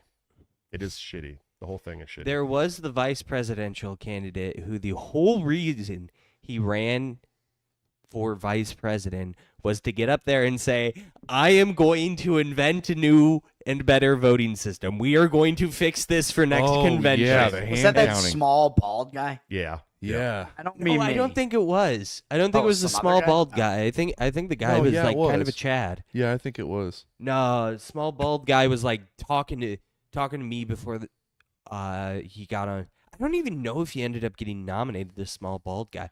But there was another guy that Hold on. got up there. I do have to say this too. When I was listing off people who threw down cash to get us into the debate, Abrogate D's, who's a great friend of mine too. If you don't follow him on Twitter, please do. He threw the same amount that Toad threw to get us in to the debate. Yeah. as Oh, well. wow. Screw. And he's a fucking absolute G. So go follow Abrogate D's. Abrogate Like these. D's nuts. Yeah, he's the homie. And one of these days, buddy, I'm gonna make it out to Penn and hang out with you. I promise. Joseph Rice, Pork thanks. Fest, Josh. Come to Pork Fest. I said that I would, so We're probably, both going to be there. Yeah, I'm gonna try. Joseph Rice, $5 super chat. How come the Libertarian Party shit all over their own members and sabotage itself seemingly constantly? That's just what they do, buddy. I don't know. I don't know anymore. I'm just like, I tried to fight so hard to get rid of that shit, and it's just so frustrating that there's like whole wings of the party that only exist to attack other party members, dude. That's like their whole existence. Jake Dahl, member of 23 months, told me he did not get his mug yet, by the way, from the Patreon. So I need to get his mug sent over. Remind me of that, Jake. Send me a message. I guess some people didn't get the merch that I ordered for them when they became patrons. Sorry. And I think Toad still needs a shirt and a mug, too. I was like, did I get mine? I don't know. You should have got a shirt. If you didn't, let me know if you got a shirt. If you haven't, let me know. I'll make sure you get your shirt and mug soon. Jake Dahl, thanks. He's been a member for 23 months. Your ability to debate and lay out the message was why I supported you for president. I'm hoping all isn't lost with the LP. Grumpy Gnome, the homie, $5 super chat. He says Georgia Georgia Mises were behind you, Josh. I know, man. Zach and you guys have been fucking amazing. I love you to death. Thank you. Grumpy Gnome, yeah, he picked me up at the airport when I came down for the Georgia debate, convention, yeah. the debates and stuff. Yeah, I had no Grumpy idea. Gnome I had never seen him in person. And was then my chauffeur. Yeah, I had looks never like a seen him in gnome. person, and then I met him, and it all made sense, dude. He's just the coolest, Yeah. coolest fucking dude. Infinite Zeal, thanks for another $10 super chat. Infinite Zeal is always dropping fire out here. We love you to death. He said, only candidate whose debate messaging made it to Trump. Yes, we were talking about that. The Biblical Anarchy. Our good friend Jacob. How you doing, buddy? $5 super chat. He said, hey, anyone here high on liberty? Yeah. Oh my god. You guys remember that was he- fucking When he cringe. came up for his nomination speech Guys. the next day. He said, I have a confession to make. I'm high on liberty. yeah, he tried to be. There was this like It pivot was after Malay, cringy. dude. And I'll tell you this: there was this pivot after Malay won during our campaign, where all of a sudden they were trying their very hardest to make Rectenwald Malay. He was saying Afuera at like debates yeah. and shit. So I was like mocking him. Like he'd throw one of his chits in a debate, and he'd be like Afuera, and then I'd be like Afuera, right? Like I was totally just fucking mocking him. Because it's like, dude, you guys actually had a chance to vote for somebody who's like Malay, legitimately. Yep. But instead, you just voted for the guy that says Afuera all the time. I don't get it. Should've Or brought you a could vote fucking for me chainsaw because to I one of the I call debates. leftists a bunch of shit licking faggots and shit, Yeah, that's and I true. also am not a Zionist. So you could have Yeah. had me. Neither am I. Better than Malay. I'm about as anti-Zionist as they come to, Josh. You know how I roll. Let's see. Oh, We had $5 Hold on on. Rumble from Conspiracy Extremist, who says it's National man. Toad Day. Catch him on horseshoes and hand grenades tonight at 10 p.m. Central Time, right after Break the Cycle. Oh, do you start at 10 over there? it'll be 11 p.m. my time, so it's an hour. Oh, from so you now. still got I'll an be hour. on his Okay. show. Yeah. Abrogate D's $10 super chat. He said, COVID regime made Chase a no-go. I was vocal about it. Yes, that was, for me, was the COVID regime stuff, too. I mean, he really pushed it. Abrogate D's threw another $10 super chat. Why couldn't the MC who won the party again change bylaws? Karen Ann says different. Yeah, I don't get it either, dude. Well, here's the thing: is we did the Reno takeover, right? Like the Reno reset, and then people just stopped. That was it. It was over. We were done. Well, you have to change the bylaws, like I think through the convention process too, Yes. right? And it's always the last thing that comes up. You never get to it. Yeah, we got to it in Reno, We started doing it, and we changed the platform in Reno too. That's where we got rid of the bigotry We got rid plank of and two the- planks, I think, right? and the abortion plank. Yeah, that which has been yeah, hotly contested for a decade. hell yeah. They've been trying to get rid of it. Yeah. Level I- Zero, $5 super chat. Thanks, man. He said, you and Toad were the only choices. It's unfortunate that half of the party delegates were progressives. I'm not going to call everybody progressives, but yeah, some of you were fucking progressives. I met some of them. Cases. Huh? I met some of them. Yeah. Hey, just a quick side note from my individual team over here. I thought I'd meet a lot of two-way libertarians, and obviously Maj had his little merch Bisexuals? stand there, and I grabbed a Black Guns Matter T-shirt, of course. I didn't see a lot of guys like me. Is that weird? Did they stay home? Are they just not delegates? The gun guys? Yeah, there where wasn't the very fuck many are gun they guys. at? I don't know. I was surprised too.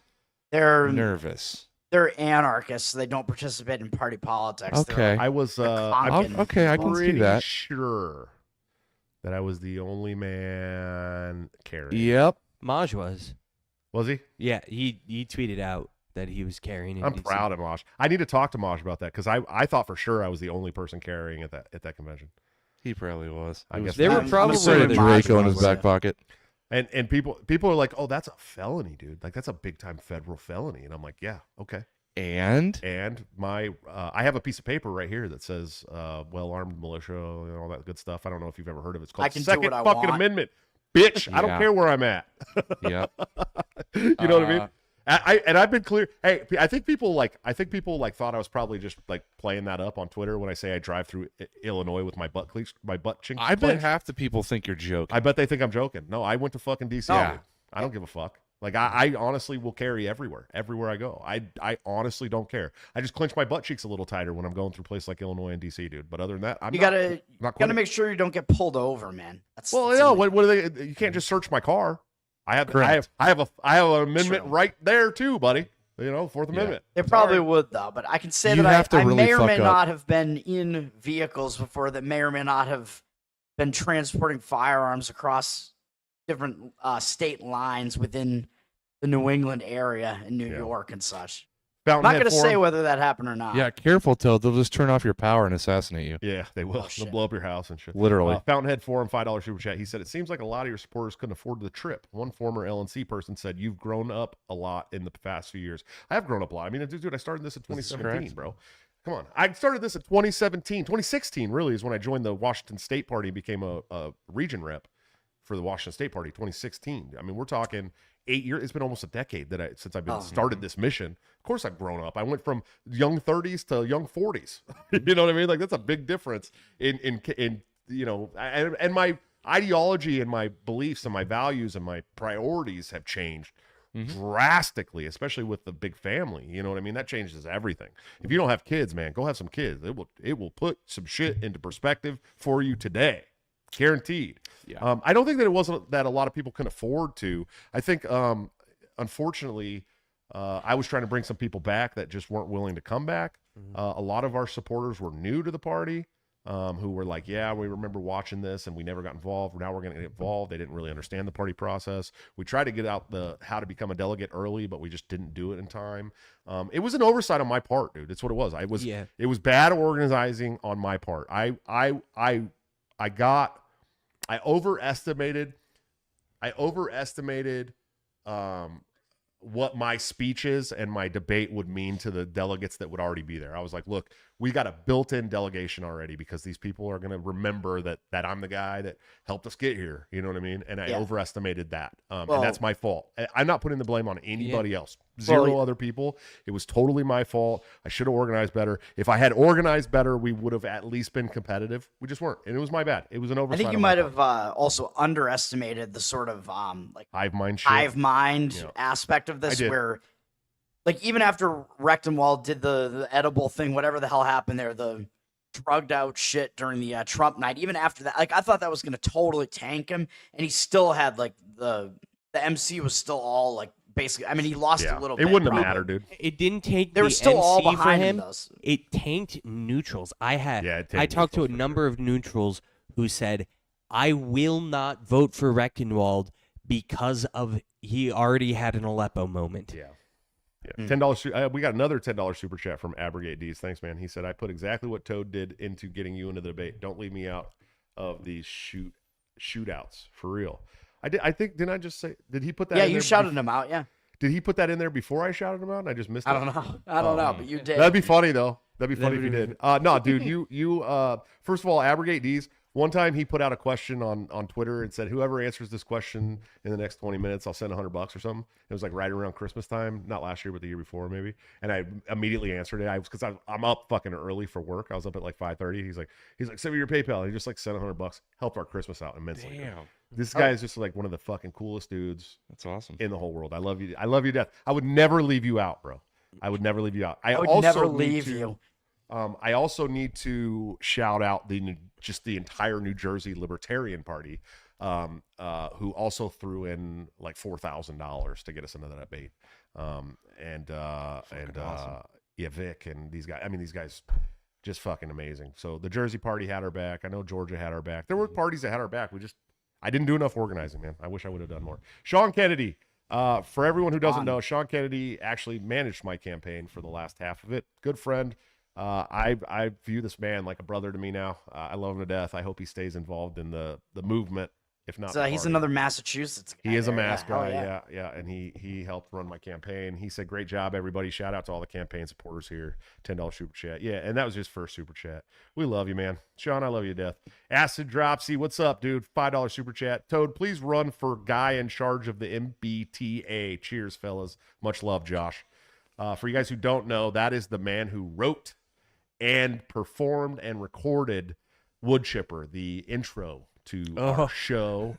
If you guys aren't following him on Twitter, he's got a really cool acoustic version of that. That's actually how this song became a song. He just put it out as like a troll with an acoustic guitar on Twitter, and it went fucking huge viral. And he was one of the first people when I started the show. He's one of the first people I reached out to because I was like, dude, I have got to have this song as the intro to my show because I'm the Wood Chipper guy. Like, I think that pedos feet first, real slow, right? And, Dude, the MBTA, like, I don't even know how that fucking happens. Like, that's the Mass Bay Transit Authority. That's the transportation system here in Boston. I don't even know how the person who gets that job. Like, it's not through a voting process. Yeah. It's through some nepotism shit. I don't even know. Like, I think the guy who's in charge of it right now lives in fucking Hawaii. Irish mob. Duffel Probably. bag of He's not money. even, yeah, It's Irish something mob. like that. It's Irish mob. Also, I did. Oh yes, Thomas Kastner said he stayed home to donate to the fundraising effort. To be honest, yes, he did. And Thomas also put in a large chunk of money to get us into the debate. There's a lot of people who threw down. None of the people who threw down to get me into the debate were some big. There was like rumors going around that I had some like huge outside donor from some dark money, like One last guy that second. said you were funded by the military-industrial complex. Yeah, That dude, one, it was some that one arms black dealer in guy who gave me Albania. money. Yeah, I like there was like this rumor going around the convention that because we raised like what was it like $15,000 in the last like 4 minutes of that poll, Yeah. okay, Yeah. and everyone's like, oh, he's got some dark money donor to get him in there. I'm like, bitch, I spend $1,200 a month every 2 weeks at Costco to feed children, dude. I don't have no dark money, bro. Like, there's no. This is I'm like the least. It's so funny when people get these conspiracy theories. Oh, he's funded by Bannon. It was Oh, Andrew he's funded- Tate money. It Bro, was Andrew Tate money. it kills me, dude, because I'm like, if you motherfuckers only knew my day-to-day life and how absolutely not involved in any of that shit that I am, dude. I'm just like literally the most normal guy you will ever meet when it comes to Yeah, just you like just normal shouted like everyday all shit. of us out, man. That was like all of that like late money that you got. Yeah, that was Sit us everybody all who everybody who I'm naming here were the people who got us the late money to get us in. And I fucking appreciate you guys. Like, I love you to death. These were several of them were actual delegates. All of them were party members. All of them were members of the National Party. There were no outside donors. I got no crazy outside donations from like dark money PACs or whatever the fuck you weirdos came up with that I did. It was totally just like normal people who really wanted to see me in the debate because we fought hard in the campaign, and they knew that I'd go up there and be the firebrand on stage. I wish they had given us a better opportunity to be more like. I wanted to go up there and drag these people, dude. Mm-hmm. That's what I wanted to do. That's what debate in that situation. They should have the opportunity. Now, Liam Cosgrove, who's fucking amazing. Gray Zone's amazing. I mean, these people, Oh, yeah. you know, as far as like the left-leaning anti-war people, there's nobody better than you know, these people. But Liam is not. He is a right-leaning guy. Anyway, so he just didn't take it in that direction. And I think that a lot of people knew that if we had taken in that direction, I would have no doubt been the best guy up there for that. I could have went after all these people very well. And I think that's why people were paying to get me in the debate.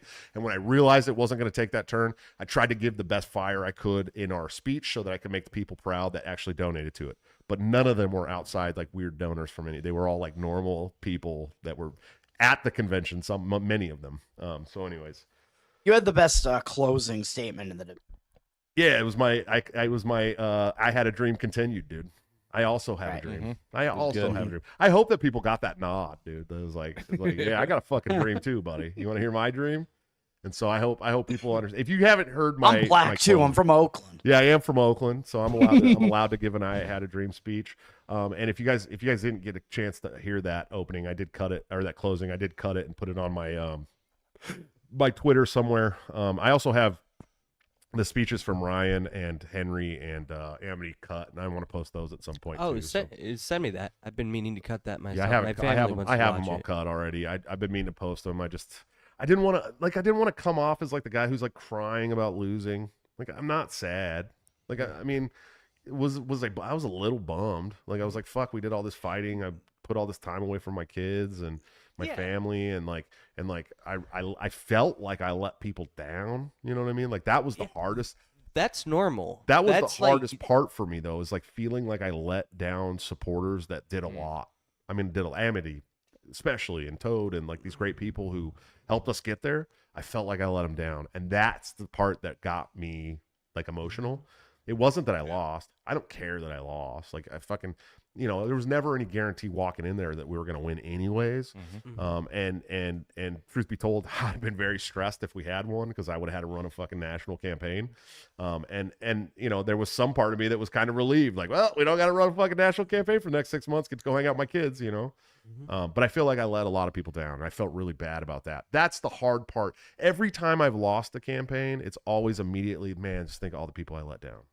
Like, that's the part that's hardest for me. It's not like where Rec immediately had to go out and start writing books and try to raise money and start pointing fingers at people. Like, I would never fucking do that in a loss of this magnitude. Like, it's always, my first thought is like, man, there was a lot of people who supported me, dude. Like, and I feel really bad. Like, I feel really bad that I let these people down. Because, like, look, dude, you can say whatever you want. We had not the least amount of support at the national convention, but around the least amount of the serious candidates besides Toad. But we had by far the most support outside the convention. Absolutely. Yeah. By far. It wasn't even Yeah. close, dude. Like, there were people all over the fucking world hoping that we got the nomination, dude. They just should have showed up to the convention and become delegates. If they had, Party belongs to those who show up. Yeah, and that's the truth, right? That's why the delegation process sucks. If we had run a full-scale primary, it would have only been me and Chase at the end of the day. That's the only people you would have had to worry about. And I knew that going in there. And I was hoping that the delegate situation would reflect that, and then we get to battle Chase, right? That's what I thought it was going to be. It didn't work out that way. We lost the delegates. I just want to say thank you, because I got an opportunity to vote for somebody that I 100% wanted to vote for. And I think we all forget how rare that is. First of all, in human existence over time, okay? But especially even in the United States right now. How many times are you going to get to go vote? Especially in a delegation, the most power you're ever going to have in a single vote. Yeah. And I got to vote for somebody that I had no qualms whatsoever about voting for. I appreciate that, dude. So that's an opportunity that I got to take advantage of. So thank you. And you know what? Maybe we run it back in 2028. I don't know. We'll see. Yeah. Right?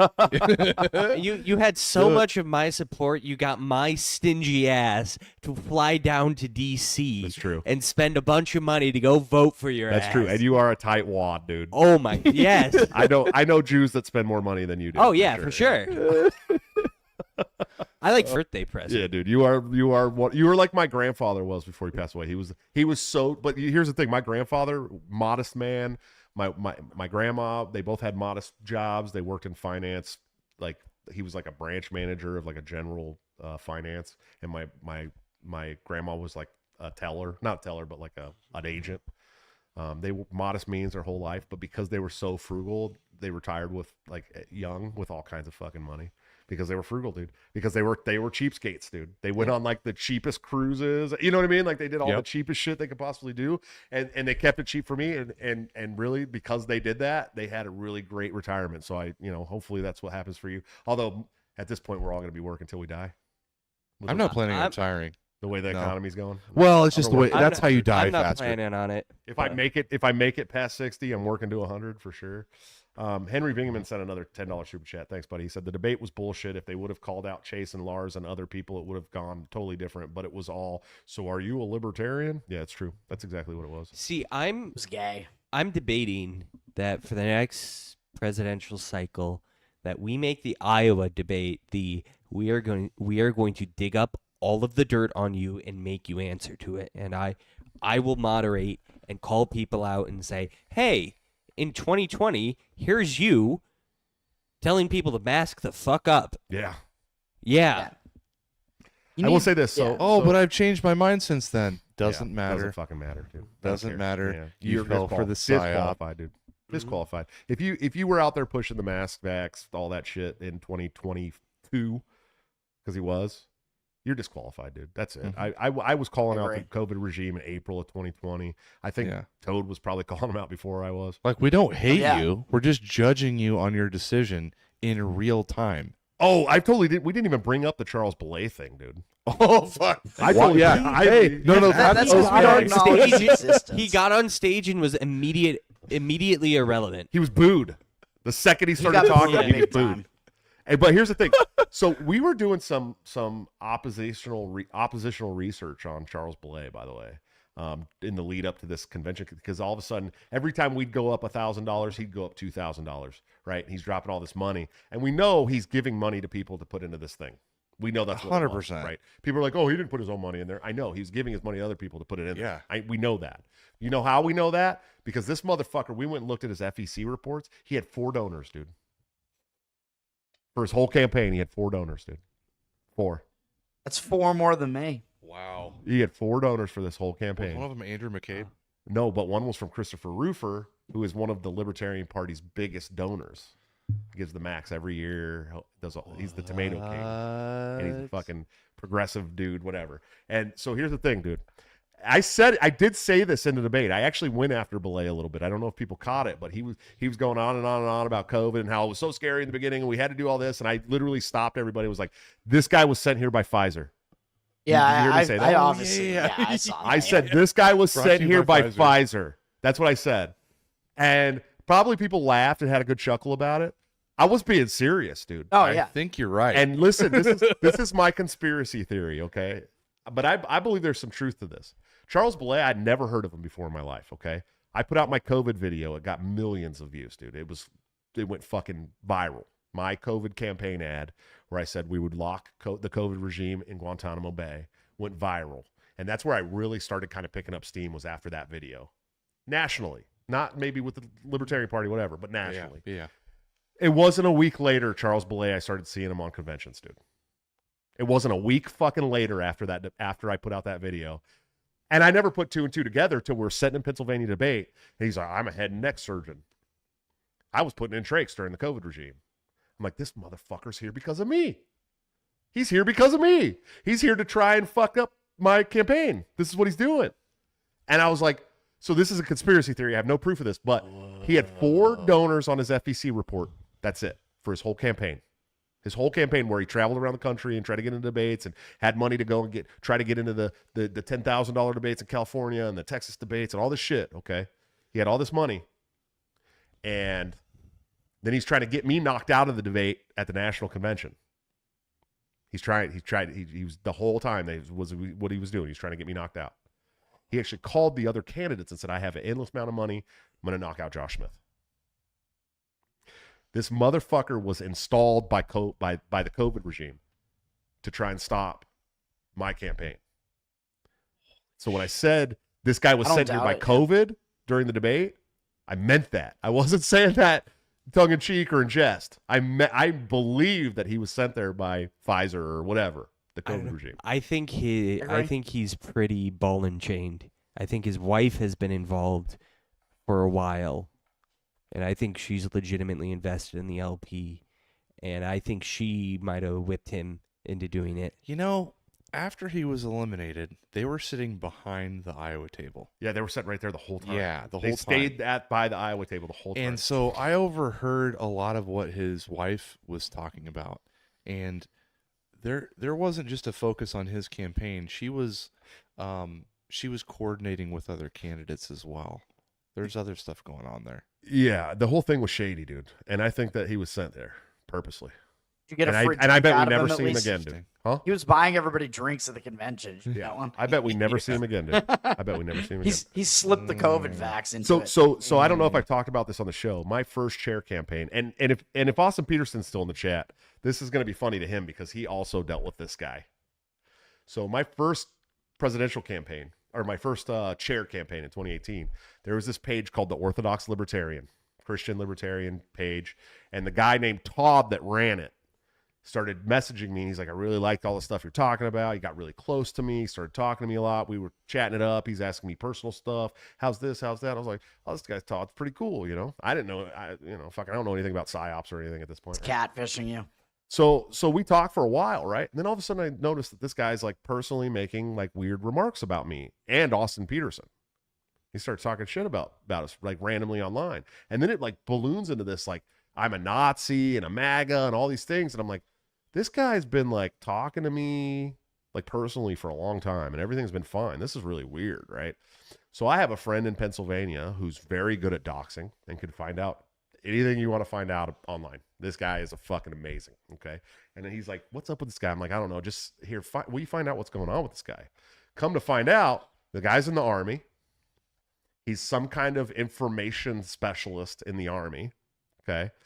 That my friend doxed his mom got like his mom found out that he raises and breeds dogs on the side and like sells them, all this shit, right? He gave me a full docs, dude. Everything about this guy. And he's an information specialist in the Army in Southern California somewhere. And so I take the docs and I message it to him. I'm like, what the fuck, dude? Next day, Orthodox Libertarian, his personal page, gone. Everything's gone. Next day, dude, gone. Okay, this is a true story. I swear to God, this happened, dude. I swear. When you say the department he was in, was it the psychological it was operations? some kind of special psychological information specialist job, yeah. Just like Lujan. And I'm telling you, dude, I was like spooked, dude. I was like, what the fuck is Literally. what just happened? What just happened? He deleted everything. It was gone. All gone. The next day, gone. Didn't block me. Delete. And I have people who will back the story up that if my buddy will say it publicly, the guy who doxed him for me, who got all of his information for me. Okay. I fucking was 100% talking to a Fed that was like trying to like fuck up my campaign. Yep. To run the National Libertarian Party. That happened. That is a thing that actually happened to me. I'm not being conspiratorial. I'm not being like schizophrenic about this. This actually happened to me years ago. So when I'm running for president, if you think nobody's coming at me, or if you're doing something like that, you're wrong. It's happening. It happened to me. I know for a fact it happened to me. It's the craziest story of my life. Listen, if you just think about the money required and the horsepower required to take out a libertarian candidate, it's doesn't take a lot. It's high reward, low risk. Yeah, exactly. Right? Exactly. So But again, best possible scenario. Yeah, dude, it really happened to me. Really happened to me. Anyways, we gotta get going, man. We're getting late. So, what do you got? You got anything to talk about, dude? That was up to you, man. I knew we were talking about the convention. I don't know. Did you have anything else? No, I just wanted to full bullshit about the convention. That's all I really wanted to talk about. I know That's what I had a figured. lot to say tonight. I'm sorry. Yeah. All right. I was like, why was I even here? I don't know. What are you talking about? You did a lot of talking too. All right. He was a pretty face. Yeah, we just needed your Yeah. pretty face, Toad. Really, we Yeah, just you- wanted you on the thumbnail to get people over here because you're like way Somebody's more. got to do it. Toad, I love you to death, man. You're fucking just like thanks for running, dude. I would. Yeah, we thank you we too, needed that's that gay. kind of energy in that Yeah. race, dude. I want to say that like, Toad sitting next to me in the Georgia debate pumped my nads like no other debate. Oh, dude. yeah, yeah, I yeah. was ready to go Yeah. in that debate just Well, I was because literally Toad, doing it if people didn't notice. yeah, if you didn't know, he was actually pumping my nads. You were the very whole time. discreet. I Yeah, did. that's why he took his shoes off.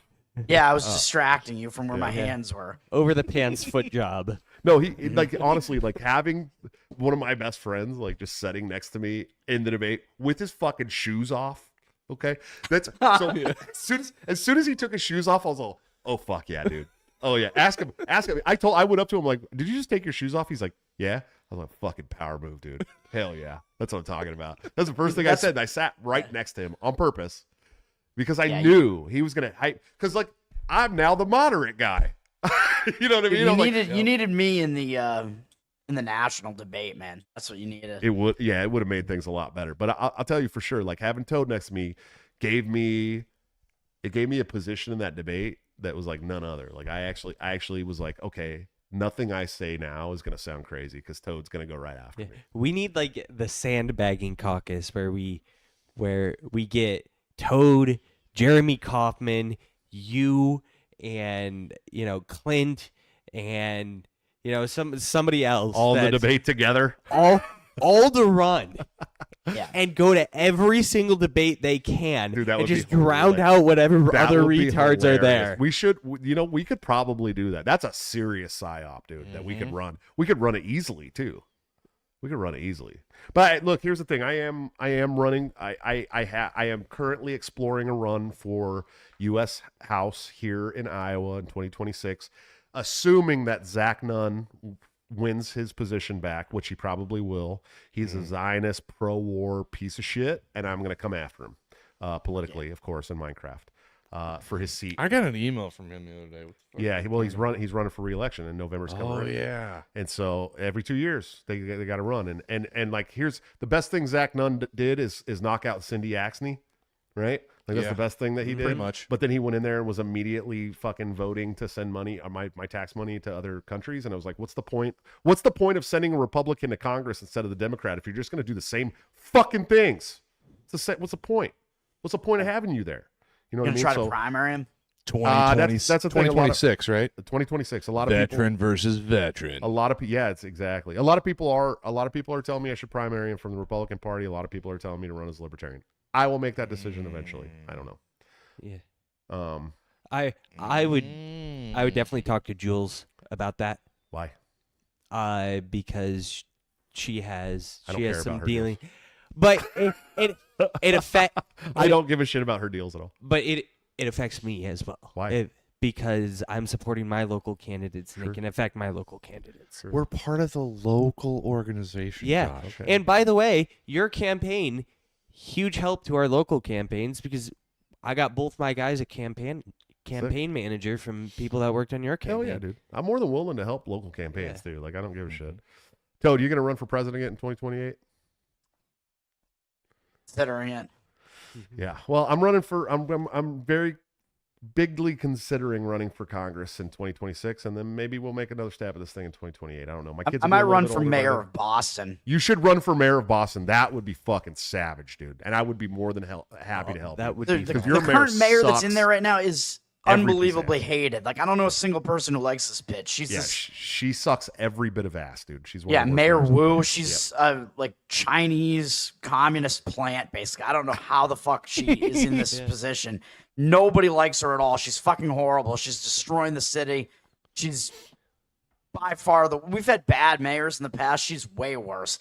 All I want to do is return back to like the mayor that we had when I was growing up, Mayor Menino. He was a Democrat, but he was like a lovable retard, like literally retarded. That's what we need to get back to. So that's what I want to do. But I would probably have to run as a Republican against her. Abrogate D's through another $5 super chat. You're killing tonight, man. Thank you so much. He said, Rec in hindsight has been the sorest loser I have ever seen, and I want to become a delegate now. Yeah, let's talk about it. Look, here's the deal. If I run in 2028, I'm going to need the people that supported me this year outside of the party to start working to become delegates this year. Then if you can show me that we have the support walking to the convention, I'll do it. That's really what's going to take. And that means getting involved in your local and state parties. That's how you become a delegate. Correct. You have to go to your state conventions and get voted in as delegates. If you can get enough people together to pack those conventions and get our delegates on the delegate list and show up in the national convention, we can get the nomination. It's really not that hard. We only need 510 people to vote for us. That's it. That's all it would take. 510 people, and I would be the nominee in 2028. So if you think you can help us organize that in 50 states, then fucking let's talk about it. I was putting this out on my Twitter, telling people like we have a chat. If you want to join the chat, we'll help you become delegates. People didn't take me up on that, and I'm not blaming you. It was my fault for not organizing better. I should have kept going to those people and saying, hey, come on. But I didn't want to bother you guys. Correct. This was my first convention, so it was pretty fucking awesome. I'll go Yeah, it was again. a lot of fun, Next so. year's Michigan, I think. 2 years from now, we'll be as in far Grand- as being Grand a Rapids. delegate, I think it's not translated very well to people how powerful a delegate vote is. Yeah. And you know what I mean? And if I could say the analogy I could be using to explain to my wife was, if you go to the casino, the best game for your odds against the house is blackjack. It's actually the ATM So- machine, but yeah, go ahead. Excuse me? It's actually the ATM machine. but Okay, yeah. okay. As far as odds against the house, it's blackjack. So when you're voting as a delegate, That's you're not playing, true either. You're I don't playing think that's true. blackjack. The best odds against the house in the casino is craps. It's Craps is correct. it's I think, craps. yeah. it's no It is the, craps. Yeah. against the house. Craps. It's blackjack. It's craps. It's always been Craps is against Craps the house, is though. dice, dude. Craps. It has the best odds in the house in any Okay, casino. but you can Well, it's can you because double you're- down? A lot of it is about timing. Like craps definitely is a skill game. Yeah, there's a lot of skill to it. It is the best odds in the house. But the dice have to land correctly, right? Sure. You got to get Well, the yeah, right cards. and there's blackjack, always too. some luck involved. Yeah, there's. I mean, there's Okay. luck in poker as well, but Well, poker but in you're not playing blackjack, against the if house. someone so deals poker doesn't me, count. As somebody with a gambling addiction who does not gamble very often anymore, okay, I can tell you that craps has the best odds in the Oh, house. I thought you were talking about Toad. Who are you No, talking Toad, to right now? I'm right Toad here. has an active gambling addiction. I want to be very clear here. I want to be very I've I'm a recovered. sports bettor, but I I know wanna be very clear I know here. the casino games. Toad. I think you're misunderstanding me. when I say odds against the house, you mean like your betting odds, like the most money you can make, or the best, like 2-1, 10-1. I'm talking about your leverage against the house is best in the game of blackjack. There are more odds for you to beat the house in blackjack than any other game at the casino. I still think it's craps. But you can double down.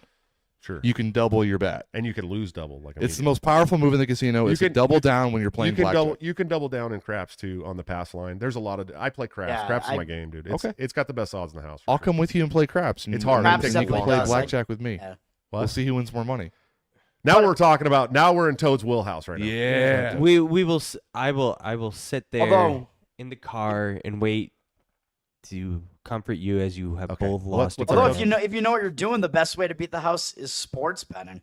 Yeah, that's true too. If you know what you're doing. That's not very Okay, good technically odds. that's at the He's casino. he's probably so- right. I only really play Yeah. the games where I have an edge, man. It's sports betting and it's poker, but poker you're not up against the house, you're up against You're right. the other. The chat's saying Right. it's craps Yeah, as well. Yeah. Crap, really? Yeah. Okay. Craps, yeah. Toad knows all about edge. I'll get back If you to know you on how to that. play craps, you can. There's time, dude. Okay, I had my last $100 in Vegas many years ago, like 20 years ago. I was down to my last $100, and my mom and sister and some friends went in to see a show and came back out, and I had $5,000 in just like an hour from $100, dude. Okay. That's anecdotal, but I still agree that it's But the craps. fact that you Yeah. can go up that far that fast means that you have pretty good odds, dude. In any game, you can't do that in many games. Blackjack's one of them for sure. Blackjack is You one of can them. if you Oh, know how yeah. to play blackjack, you can. But you can also go on a run where you lose $1,000 in like 5 minutes in blackjack. No, but as far as You like can do the same thing at craps. as far Yes, as if you games where put you're that- like actually can use skill to beat the house, craps Is the best. and yeah. blackjack they're like countering blackjack a lot because of what happened with the whole 21 thing and whatever. Like most casinos now will use like 8 decks and like you basically have no because there's such you an have no edge against the chance, really, house. to card count. So here, worst villain ever who I thought was maybe trolling us earlier, kind of being an asshole, said he'll be in the Michigan convention coming to troll libertarians. Maybe I got off on the wrong foot with this guy. Is that 2026? Wait, Maybe when's this the- guy is actually fucking cool. And Wait, he when's just- there a maybe Michigan he was convention? maybe he was misinterpreting me. And I was misinterpreting him. possible. Maybe he is one of our troll brothers. It's You know what I mean? possible. And I just It's thought gonna be in Grand Rapids. That would yeah, be something. It is going to be in Grand Rapids, yeah. Yeah. How did I know? The It's Rumble chat. the brewery capital of the world. The Yeah. Rumble chat. The Rumble chat has been like 3 guys with the name of like Trump's dick in my ass, all trying to like troll us in support of Trump. do they know that I can't even read the Rumble chat over here? Fuck They're you, they're bitch. making fun of us for supporting Trump. I think. Oh yeah, maybe. No, they're diehard Trump supporters, and they're like, Oh. "What do you think of that, libertarian?" You're like, And it's like, we don't care. okay.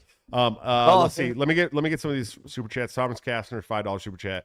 I just think if Josh was elected, we could have waterboarded COVID tyrants via super chats, donations in 2025. True, very That'd true. be Yeah. awesome. That would be it. Rob, thanks Fucking for awesome. Rob, thanks for the $5 super chat. He said you made us all proud. Hold that big head high. It is a big fucking head, dude. I have a huge head. I'm oversized. Waterboard them with the vaccine. Vaccine. board them. I have a maybe. I think that the worst villain ever just thought that maybe we were. Well, maybe thought that I was a libertarian, but I'm not a libertarian. Possible. I am the antithesis to libertarians. They hate I don't me know with all of you. their heart. Yeah. I just want to say that I love you guys to death, man. Thank you so much for hanging out with us. I'm glad that we had another show, and we did 2 hours tonight. Yeah, Which is Yeah, fucking hell dope, we had a dude. lot Yeah. to talk about. Yeah, it was a lot of fun, and Toad got to say his pieces. He even got to talk about gambling a little bit. And I know, Yeah, I know that he's the suicidal gambler. What is the name of your gambling channel?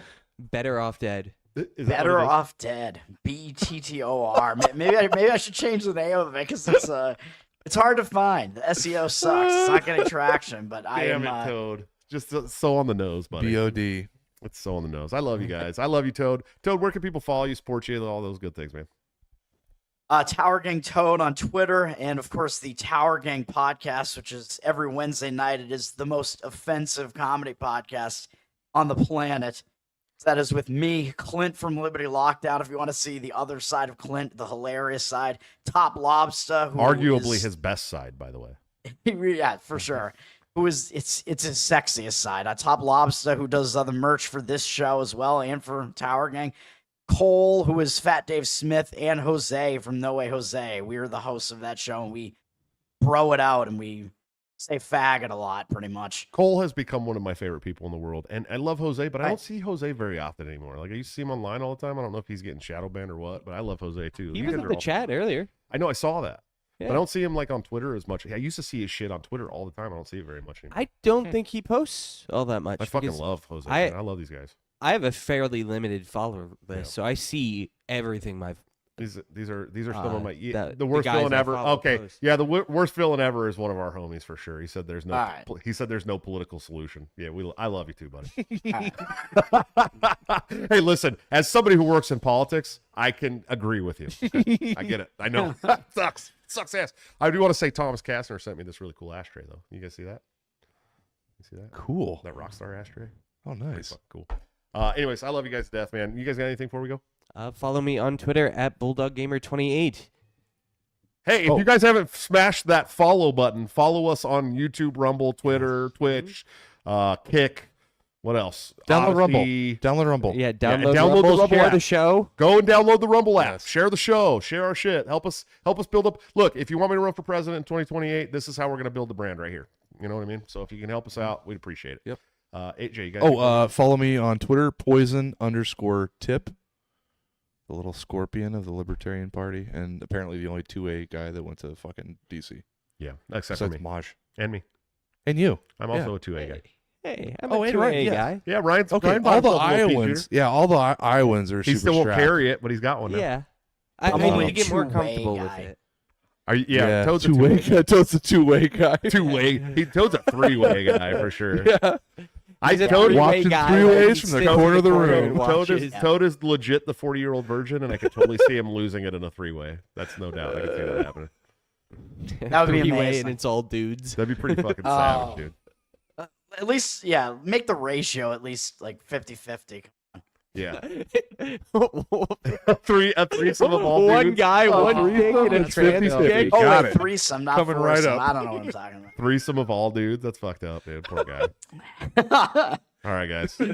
I love you to death. It's been fun. Toad, I love you, man. Thanks for coming on. Dude, man, thanks for having me. All right, guys. We'll see you Thursday with an all-new show, all-new guest. I'll get this podcast uploaded tonight, along with the two that I have not gotten uploaded from the last shows that we did to the podcast. So there will be 3 shows being uploaded tonight. Until then, guys, don't forget to break cycle.